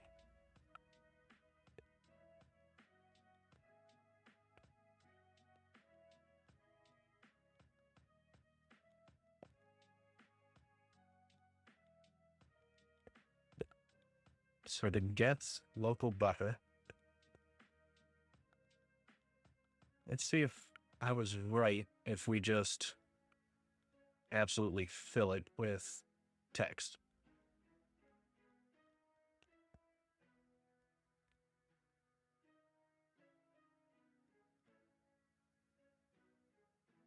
All right, we did it.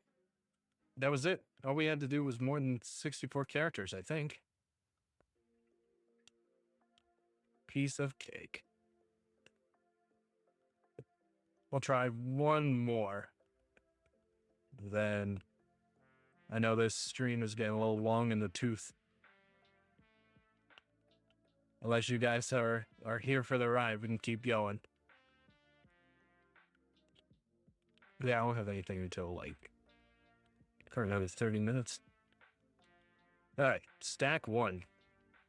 This level looks at the concept of modifying variables in to specific values in the program and how the variables are laid out in memory. This level can be found here, stack 1. Hints, man, ASCII. Can you tell what the hexadecimal characters are? Having troubles? How does the Indianness of the architecture affect the layout of the variables that are laid out? Okay. The aim is to change the contents of the changemate variable to this hex. Did you hear about the kidnapping at the local school? It's okay. They woke up. You know what? I'm so happy you left these little jokes here. So while you're losing your mind setting this up and getting it running. Okay. So if we go ahead and do stack 1.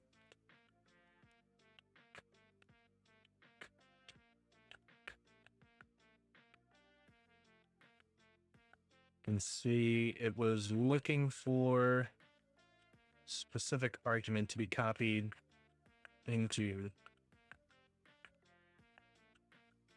the buffer. So if we just,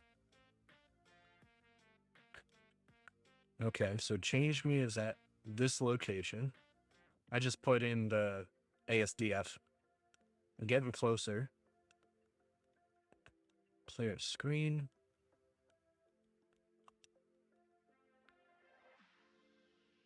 If we look at,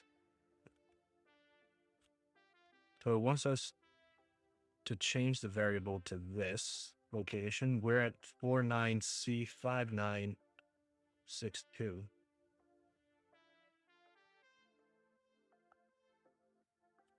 Now we're at 0. We want to get to this. And you have our int main, a buffer, which is our character, and the integer change me. Print the banner.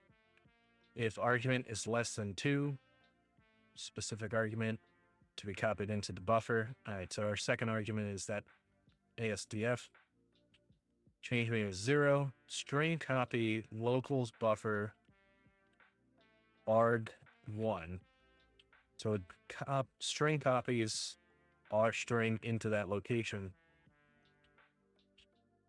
If locals.changeme equals right address, great. Otherwise, getting closer. Let's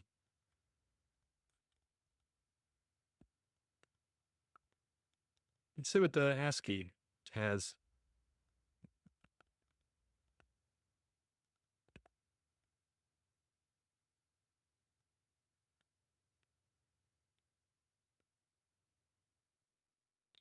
All right. ASCII is American Standard for code. The following table contains 128 ASCII characters. C program /x escapes are noted. Sounds pretty good to me. Okay.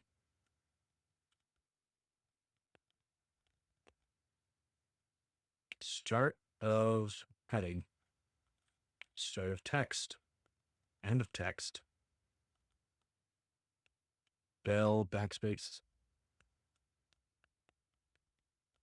Cool. I didn't know there was a command for bell or an ASCII for bell.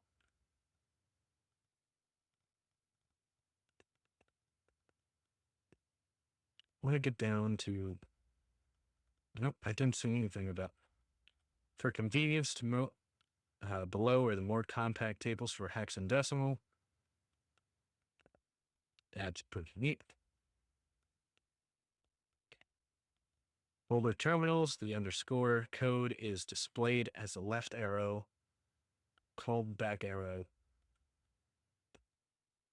Uppercase and lowercase characters differ. Wait, hold on. On older terminals, the underscore code is displayed as a left arrow called back arrow. The character is displayed as an up arrow if the vertical bar has a hole in the middle. Sure. Set.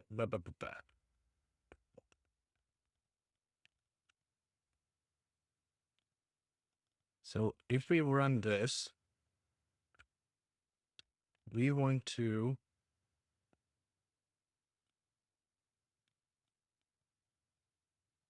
string copy into the buffer, locals.buffer.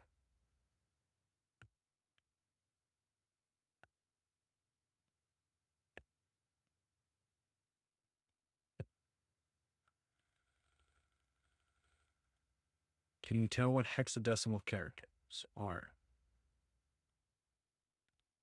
Oh, what is the hex of this?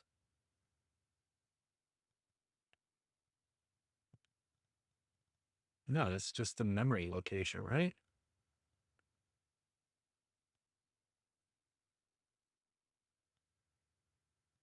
At least that's what I thought.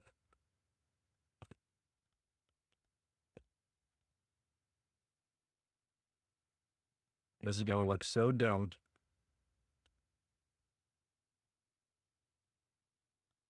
What happened?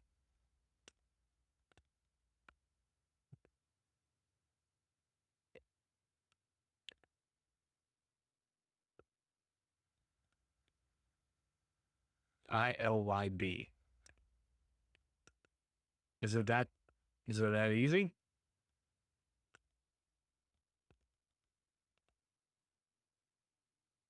No.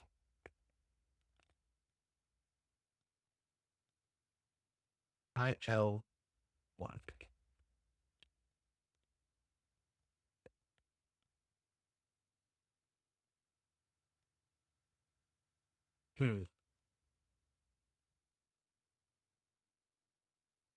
So now I'm thinking maybe we can man the pages of string copy. Oop.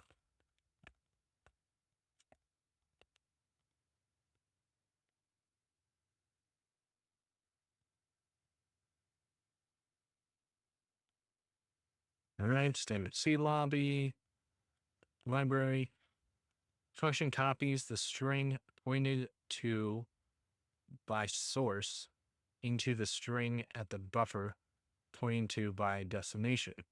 Program is responsible for allocating the destination buffers large enough that the string length of the source plus 1 for the difference between the two functions, see return value.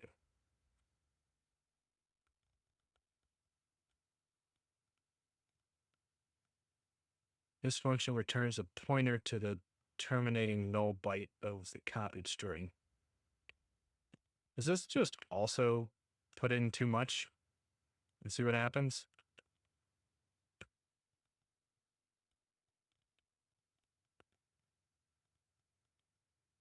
No. Hmm.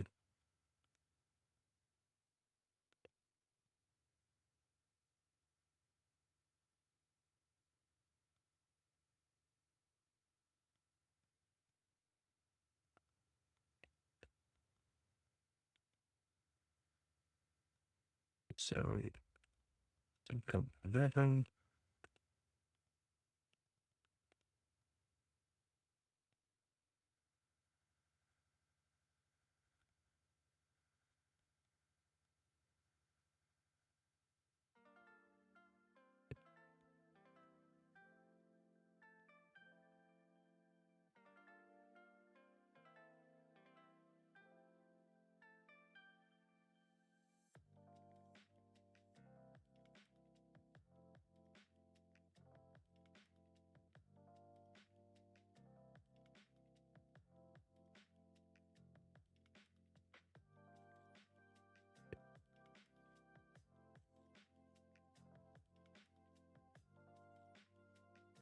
So maybe we can do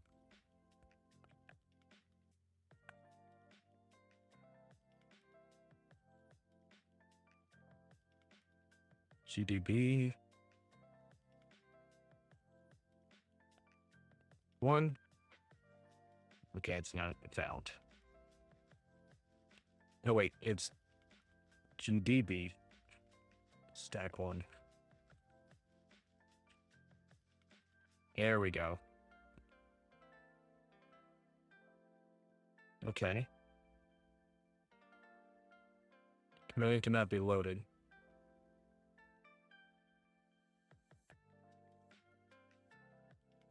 ASCII codec can't encode character. Ooh. That's interesting.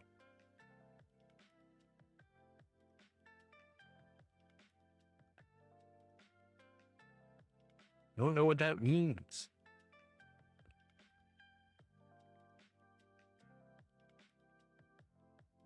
We know that string copy is vulnerable to an overflow, but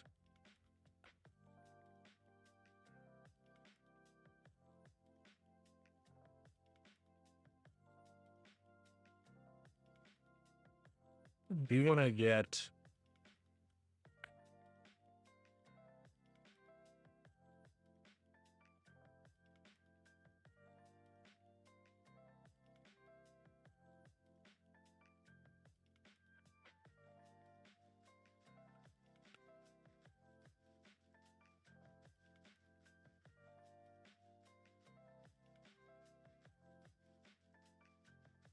lane 7A4?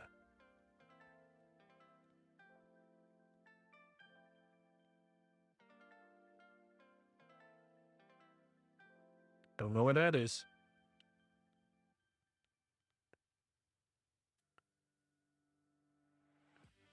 So we have our hex. We have our character. Can tell you what the hexadecimal characters are. This is all null. So how do we change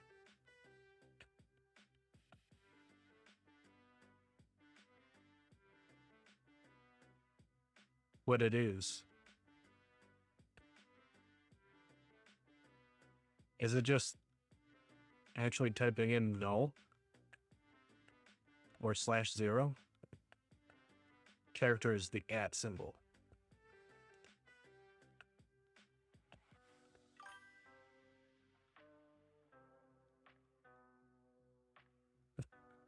The buffer is 64 characters long. Try passing in something longer than that. Okay.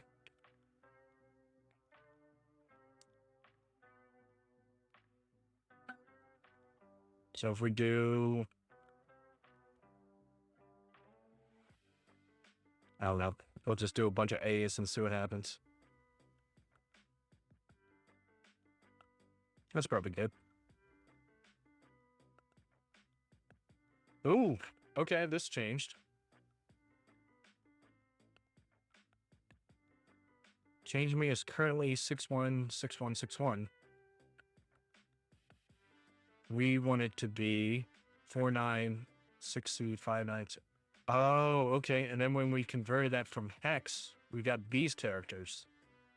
So is it just that on? It should be just that on repeat, right? We just gotta paste that a million times. Control-Shift-V. See if that works. Ah. 6259 C.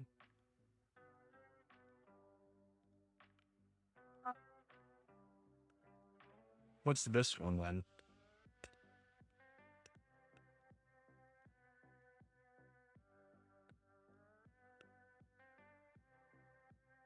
EYLI.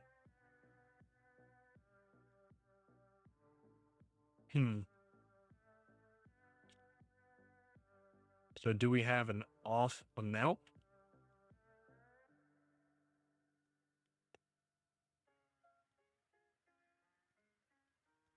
We know the characters that we want to use to get to this address.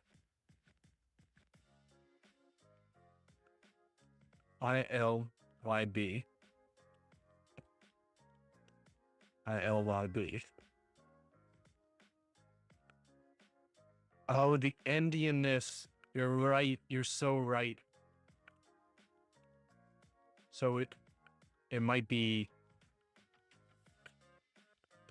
we were getting this backwards, right? So the proper way is just to reverse this. So it would be BYLI. So the endian's reversed.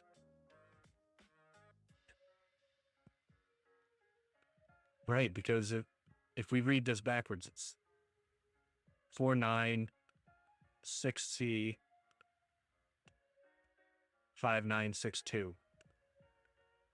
All right, let's see if that works. All right, we got it. Oh, nice. Thanks, Astral. Astra Still? Actra Still? Appreciate it. I need to go back and reread the question. That's always my downfall with these. Swoop. This is pretty cool. I like these challenges. I don't know how applicable they are today, but all right. Stack 2 takes a look at environment variables and how they can be set. Well, we got to read the joke, right? The aim is to change the contents of change_me to the variable 0D, 0A, 090, 0A. If you're rushing to get to the bathroom, and are you finished when you get out, what are you doing in the bathroom? What are you when you're in the bathroom? European. God, these remind me of the jokes my dad used to tell me.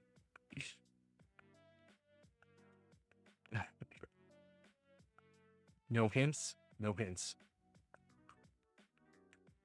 So we have our main function and locals. We have a character pointer. Prints our banner. Pointer equals get environment variable exploit education. If pointer equals null, error, please set exploit education environment variable. Exploit.change_me is 0, string copy that. If locals.change_me equals this, well done, you successfully set change_me to the correct value. Almost there, blah, blah, blah. All right, let's go ahead and run the where we own stack 2. Stack 2. Okay. Assuming, and we all know what happens when you assume, we can take a look at this variable as well. No.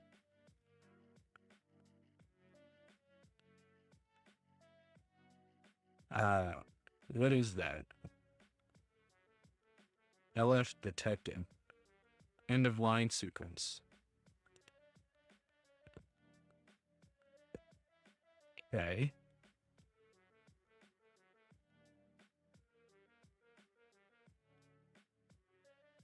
Pointer. Environment variables.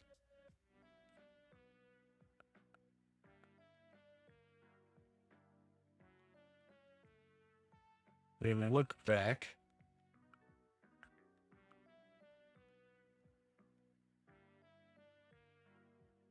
Just want to make sure I'm breaking this down right.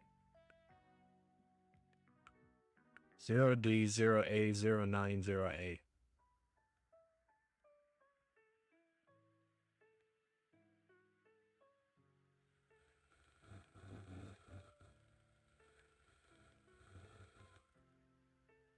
Okay. So 0D, character reset. M. 0A, new line. J.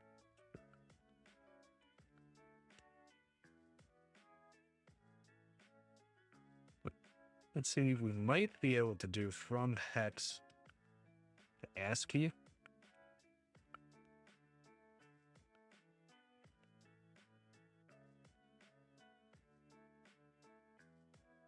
And to decimal to ASCII.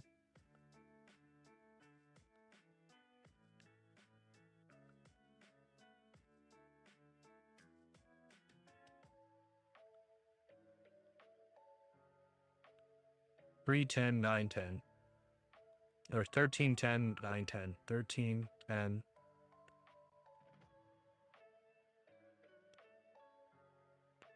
9, 10. Goes up.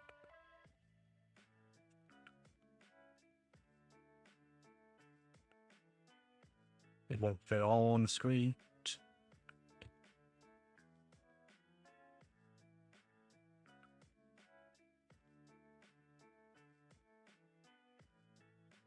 Zero D, which is M. 0A, which is new line, which was J. And then 09, which is I. Then 0A again, which is J. All right. That's what I'm seeing it as. And then we reverse it because the ending of this, JIJM. So now if we overflow stack 2 with JIJM,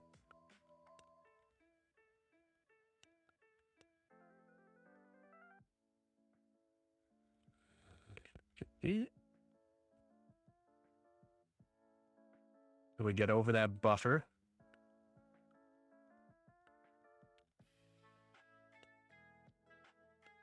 Now,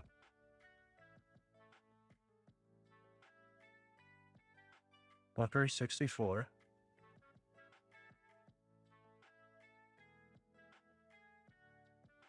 Reset exploit education environment variable. I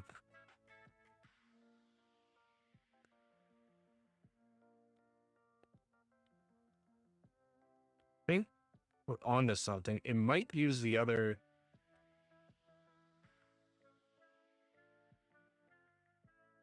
character.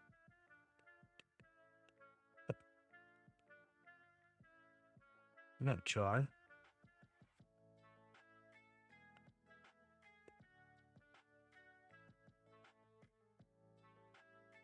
There, dude. 0A. 09, 08.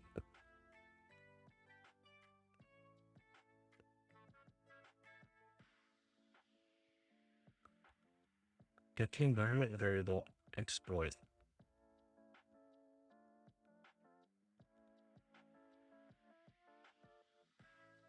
Is it set here?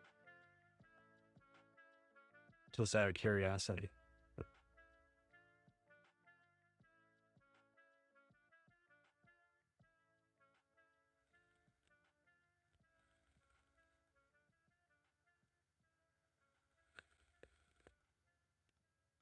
Well, might as well man the get environment variables. See if that gives us any more hints. Test macro requirement. All right. The get env function searches the environment list to find the environment variable name and returns a pointer to the corresponding value string. A secure get environment variable function is just like get environment variables, except that it returns null in cases where the secure execution is required. So required conditions are load true, program run by calling the process loaded. Right. So that returns a pointer to the value of the environment variable, or null if there's no match.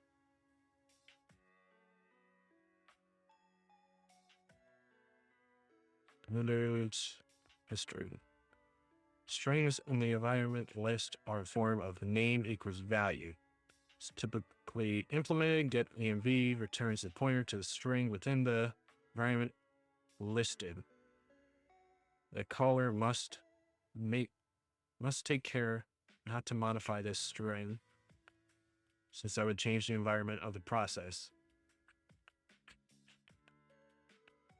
So do we have to set the environment variable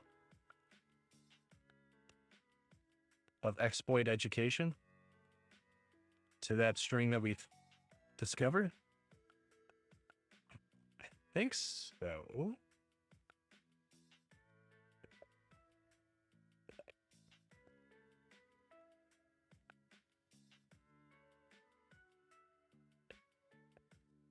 Hmm.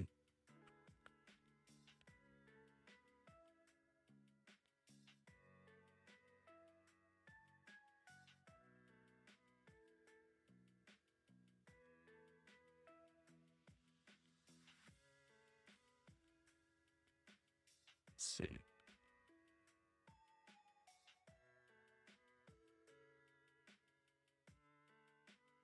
Put that.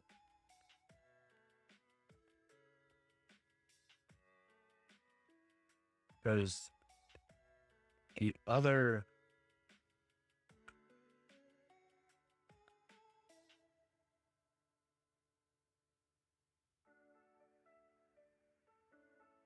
I think it is literally telling us to set the environment variable.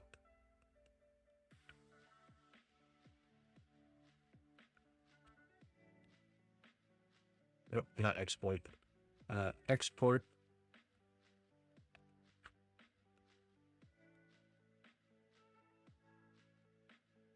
And we'll set that equal to a weird string here. JIJM.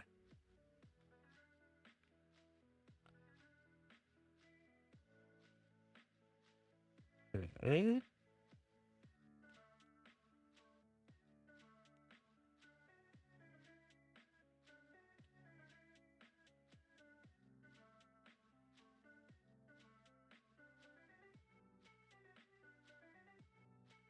Is a user, term, shell, then dash.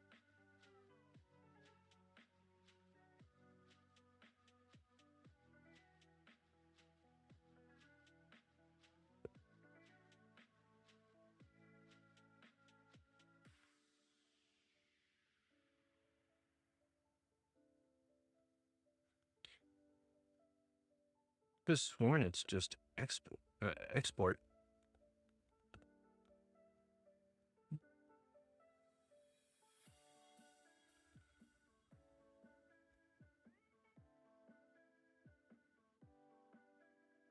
Okay, now it works.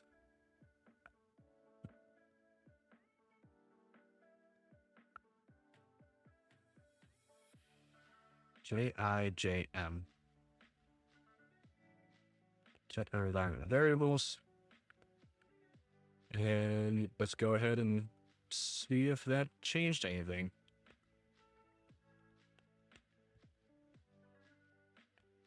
Okay.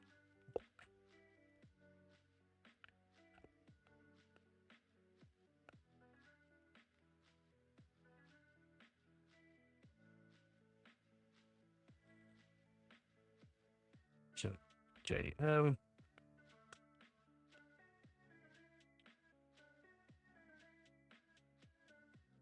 Just out of curiosity, let's see what happens if we type in something else. Okay.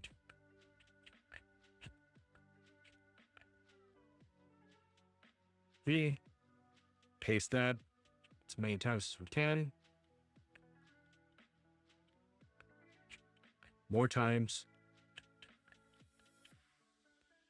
We're still not changing change me anymore.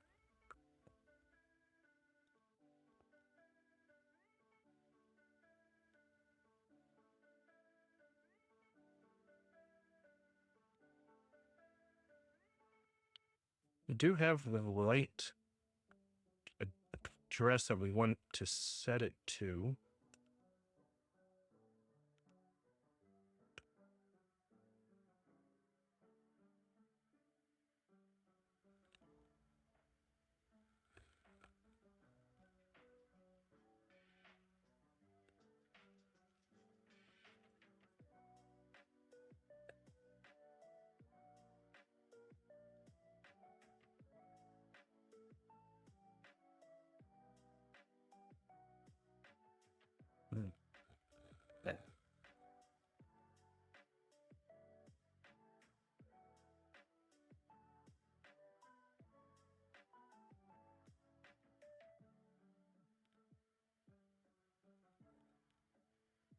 I'm missing a part here.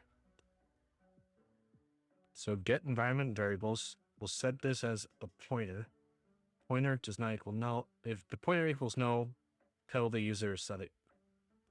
Otherwise, we want to copy that pointer into the locals buffer.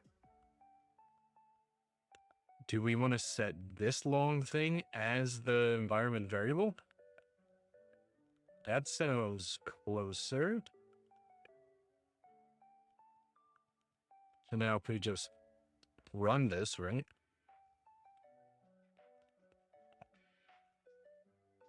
All right. Okay.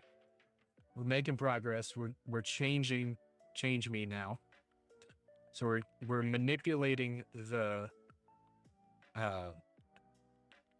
environment variable to get different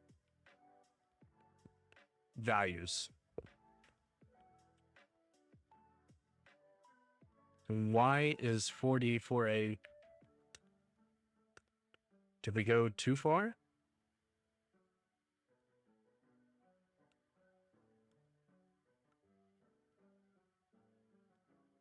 Let's get our ASCII.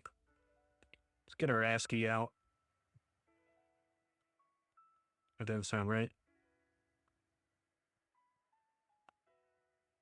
What did I... So we ended up doing like 4A stuff.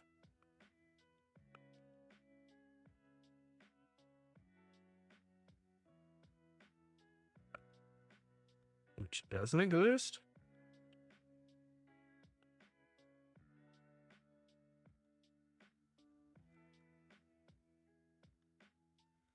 Let's try backing that up.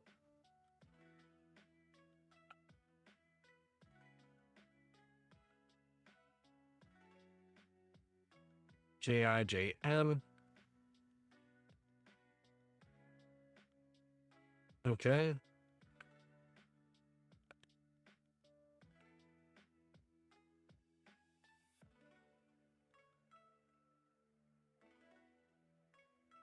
All right, we'll try the other way.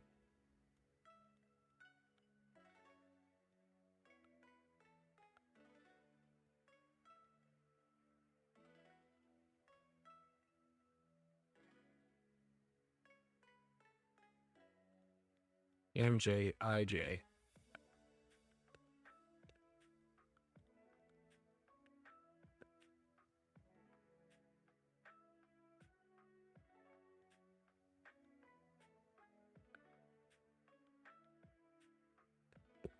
Still getting this. Let's see what that spells out for us.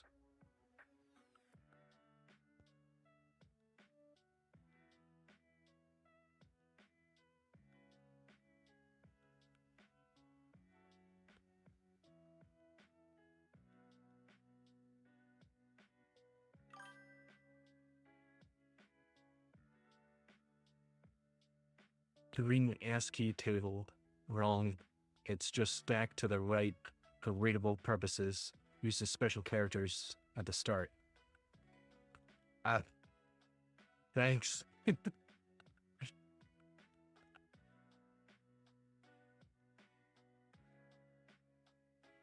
So this section.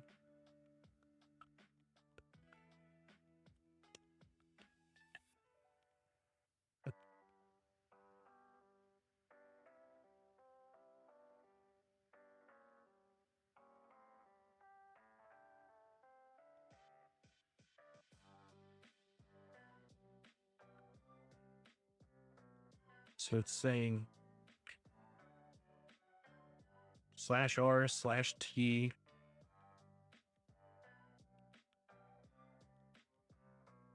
/f. Is this some old school hacking?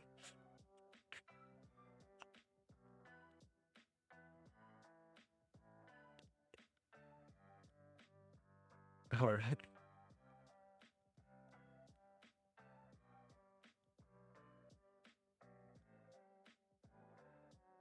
Let's try /r.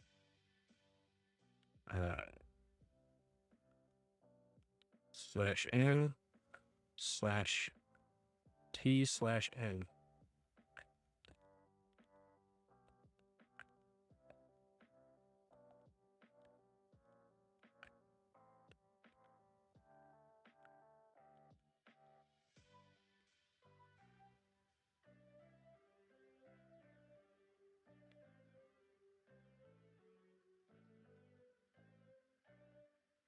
Right?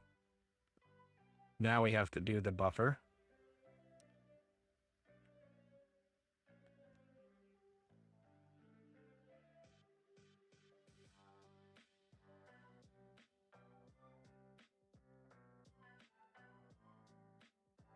I forgot the endian again, didn't I?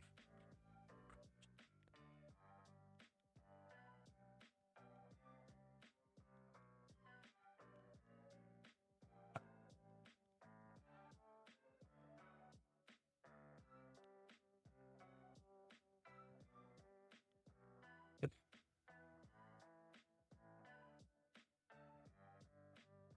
So D. So A.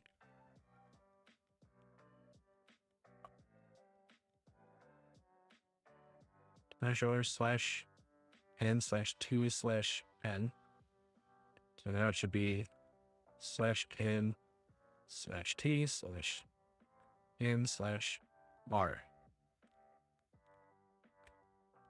Let's go ahead and try it one more time.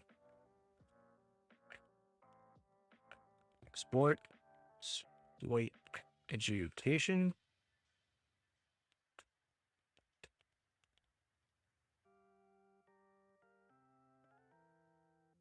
Run it.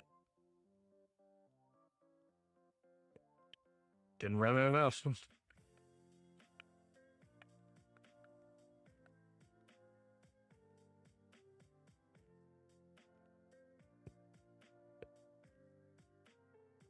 Am I still reading it wrong? Is it HT? Well,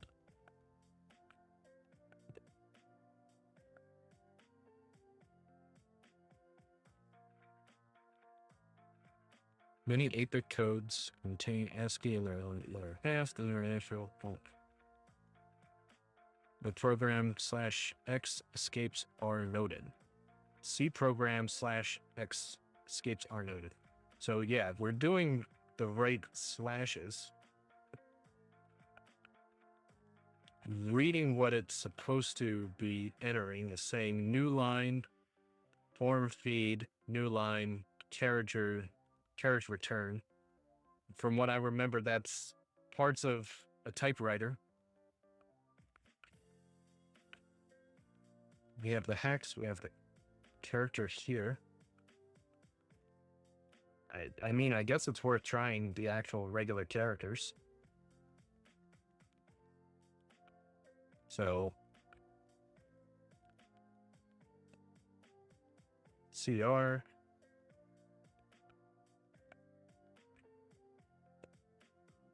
And with ratio, it's going to be this one. So new line, which is LF /2 is HT, LF, and then return carriage studio line.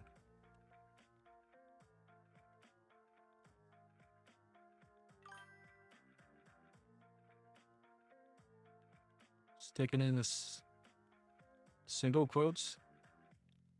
Not sure how export actually works. Okay. Worth a shot.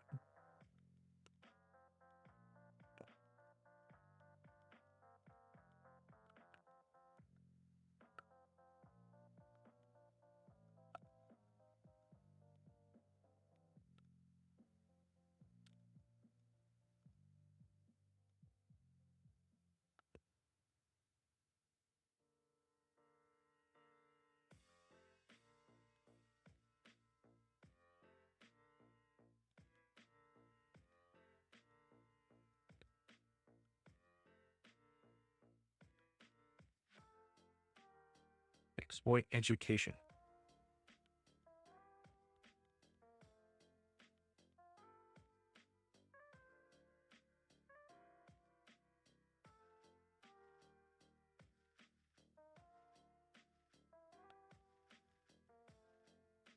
Now, is that even different than before? 7260.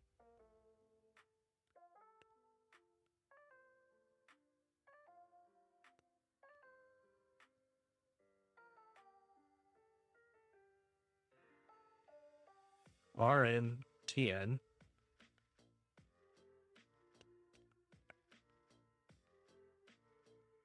Do I have a double backwards?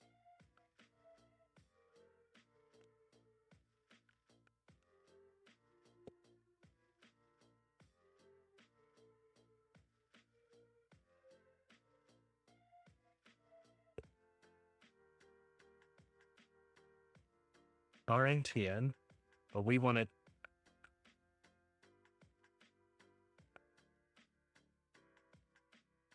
NTNR.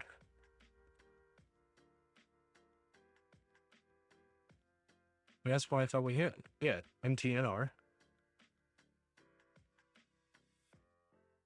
All right, we'll try it with RNTN.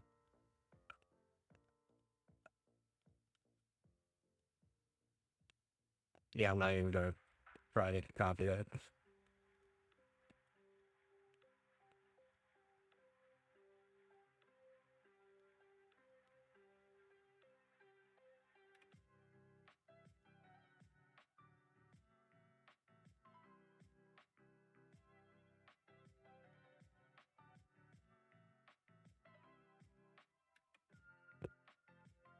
It's not properly escaping. Well, it is, but it isn't.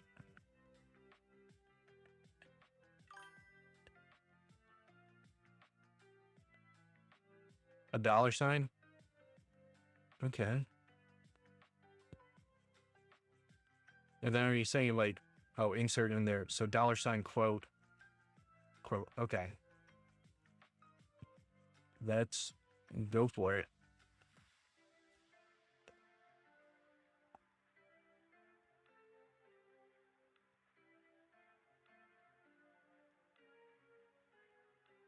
Oh,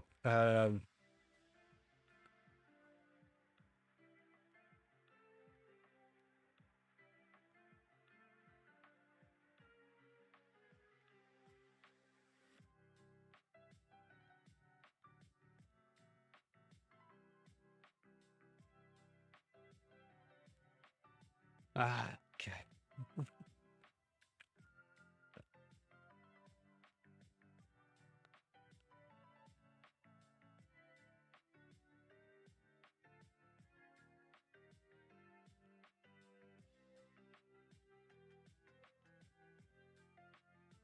Or are you saying store it as dollar sign?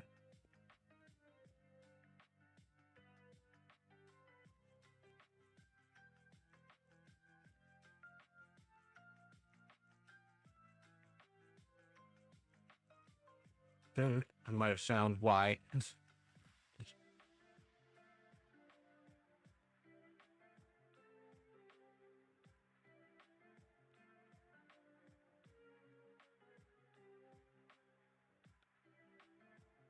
No?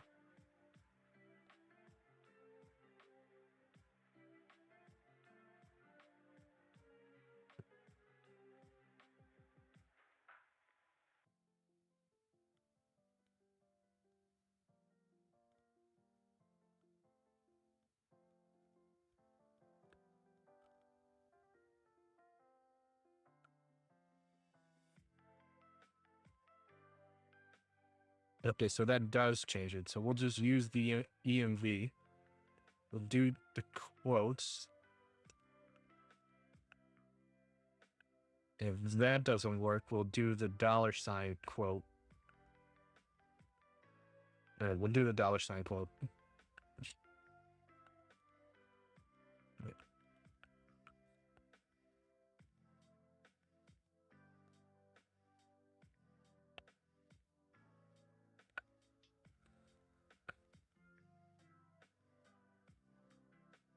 Okay. That's really cool.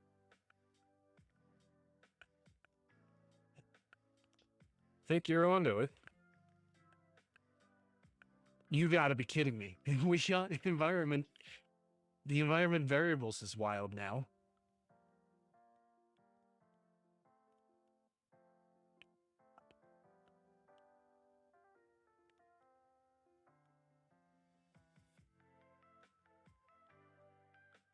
Does that $ need to be inside the quotes, you think?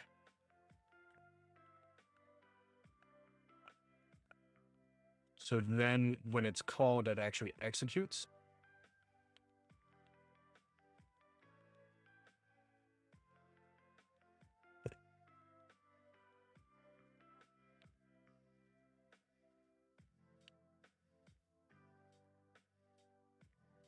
Okay.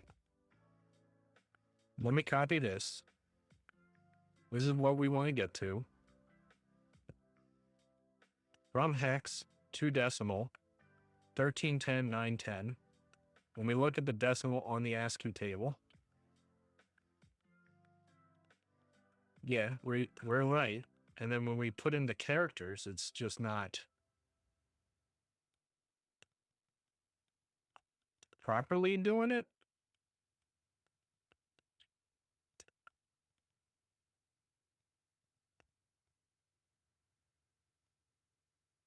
Yeah. This is saying 110, 92,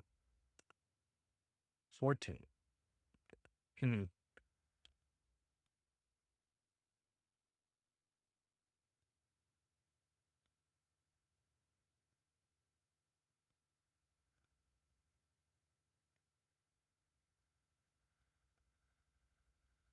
I'm getting the wrong.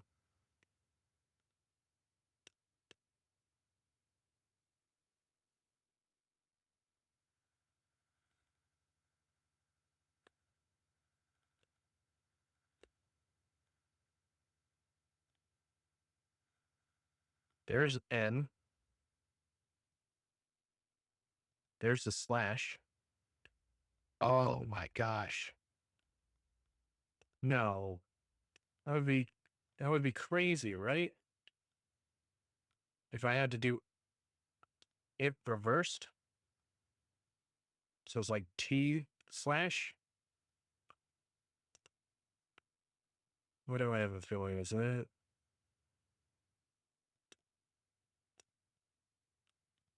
So if we do new line slash tab slash new line turn.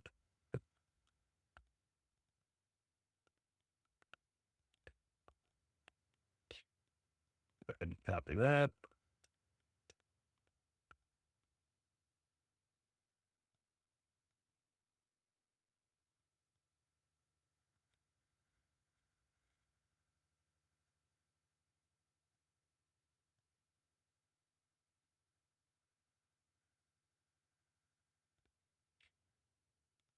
Pat 6E5C 725C. What were we getting before? 6P5C 725C. All right.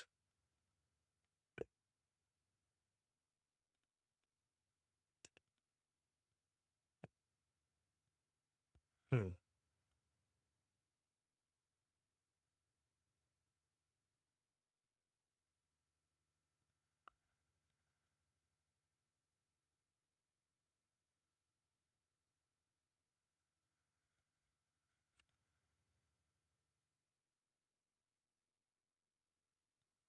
Character CR. Get out of here, ads.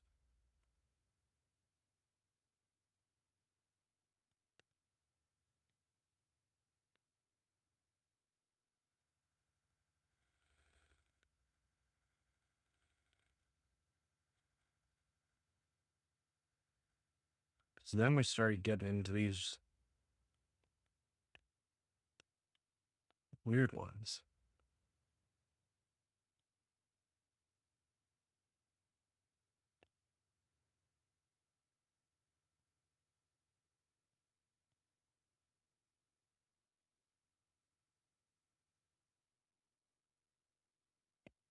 6E hexadecimal.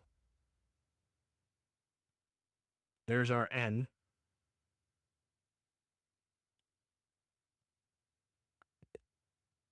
Five C.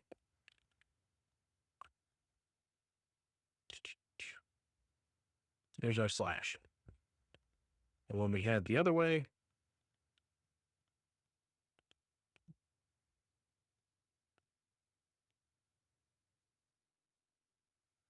it's still doing that. So how can we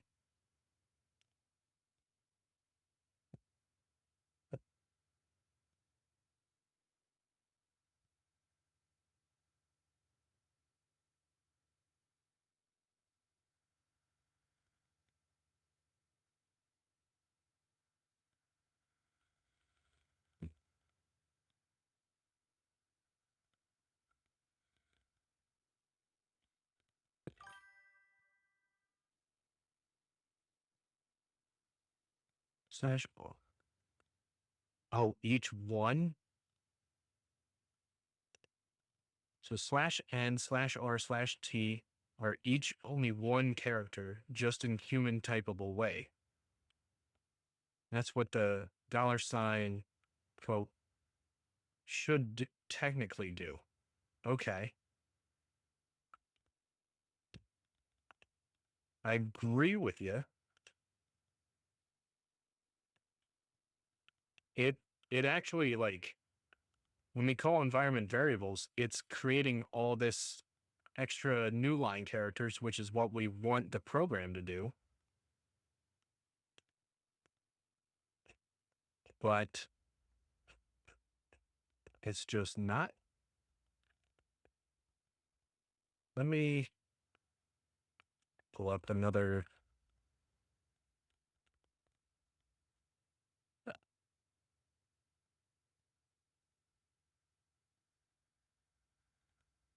Just bring up a window so we can try and keep track of this.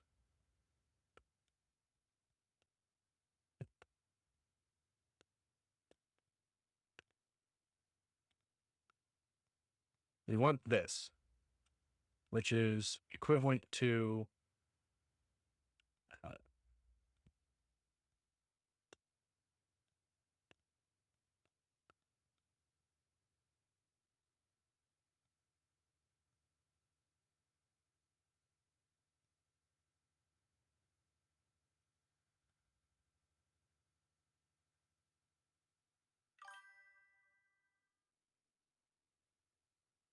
undo 64 random characters for the buffer instead of special ones, so it doesn't trash the environment variables. Should do 64 random normal characters. Oh, okay, I see. Fill it up with 64 characters and then our payload. So we have slash R, which is 0D, 0A, which is new line, track line, or tab, and then new line. In our other tab, we can try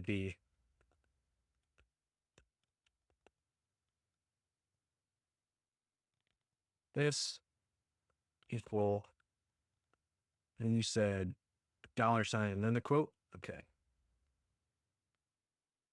$sign, quote, end quote. 1, 2, 3, 4, 5, 6, 7, 8, 9, 10.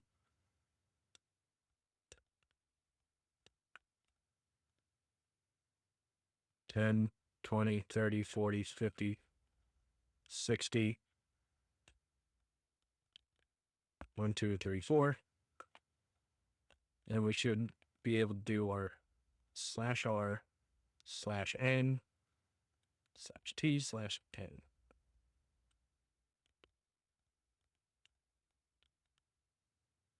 And we can see it did the 2 new lines. It's still so far off.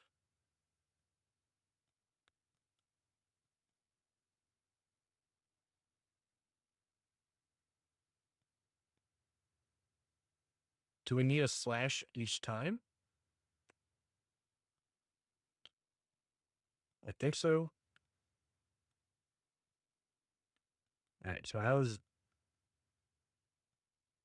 6E5C 725C?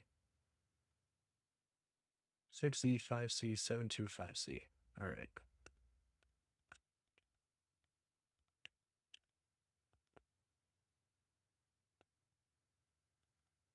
Tried the reverse.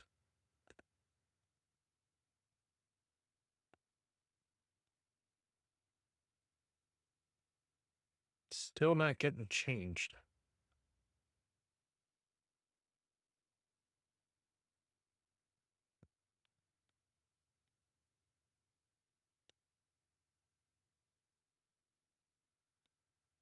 Slash O null character.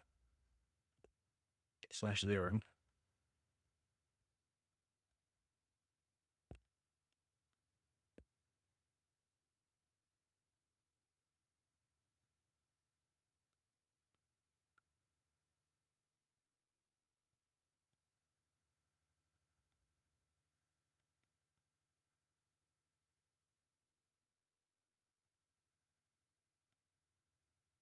I just wanted to see if it would change it at all.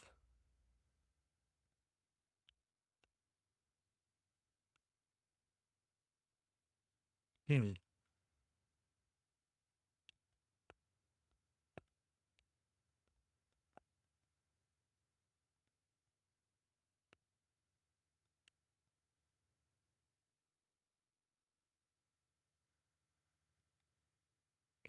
Hold on. 6E, 5C, 725C. 6E, 5C, 725C.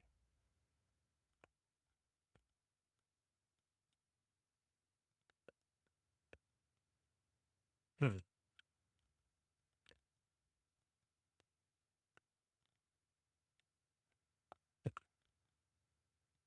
Can we copy the raw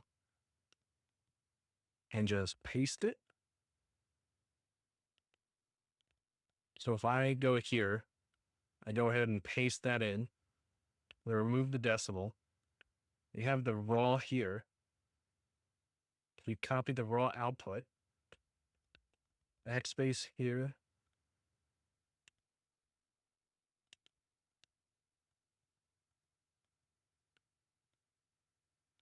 No, I didn't think so.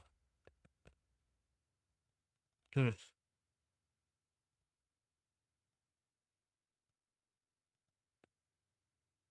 It didn't even add that stuff, did it? No.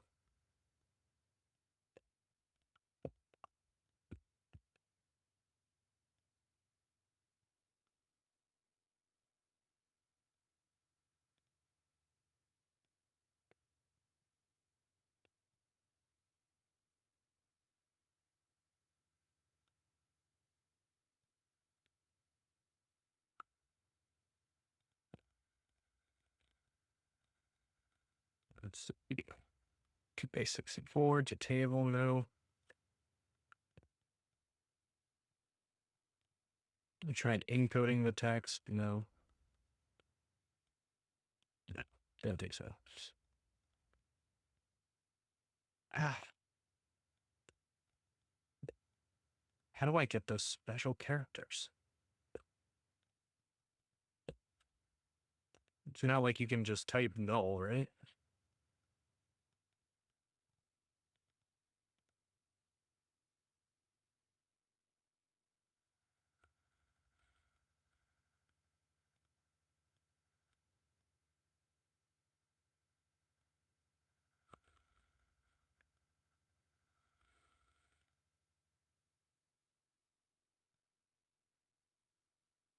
Have we been able to change this value to anything but 6E, 5C,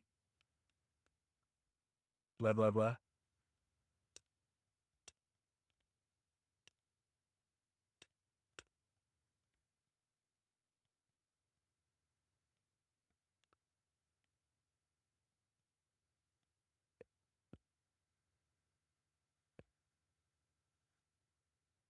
Is it not Finishing?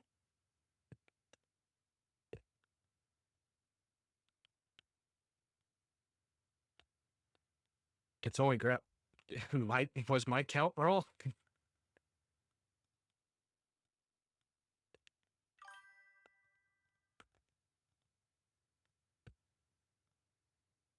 Export.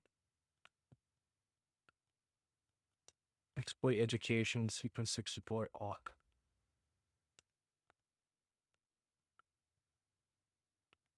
All right, I'll give it a shot.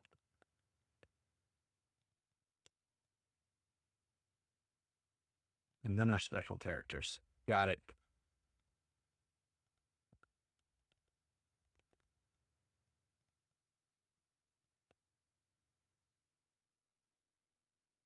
All right. Looks good. So now when we run. Oh, geez. Let me see here. So 64, you print 0 64 times, and then you do another $sign with our payload? Or did the $sign need to go right before the payload? Anyways, we did it. Well, you did it. Appreciate the assist. Oh, boy. Good. I think right there is probably a good place to stop. I do like these. I'm excited for the next one, but I think we're going to have to save that one for maybe tomorrow. Anyways, to the people that are watching, the $sign just tells it to run the next thing as a shell script. Okay. Oh, so it's able to just tell the pointer to go to that address instead.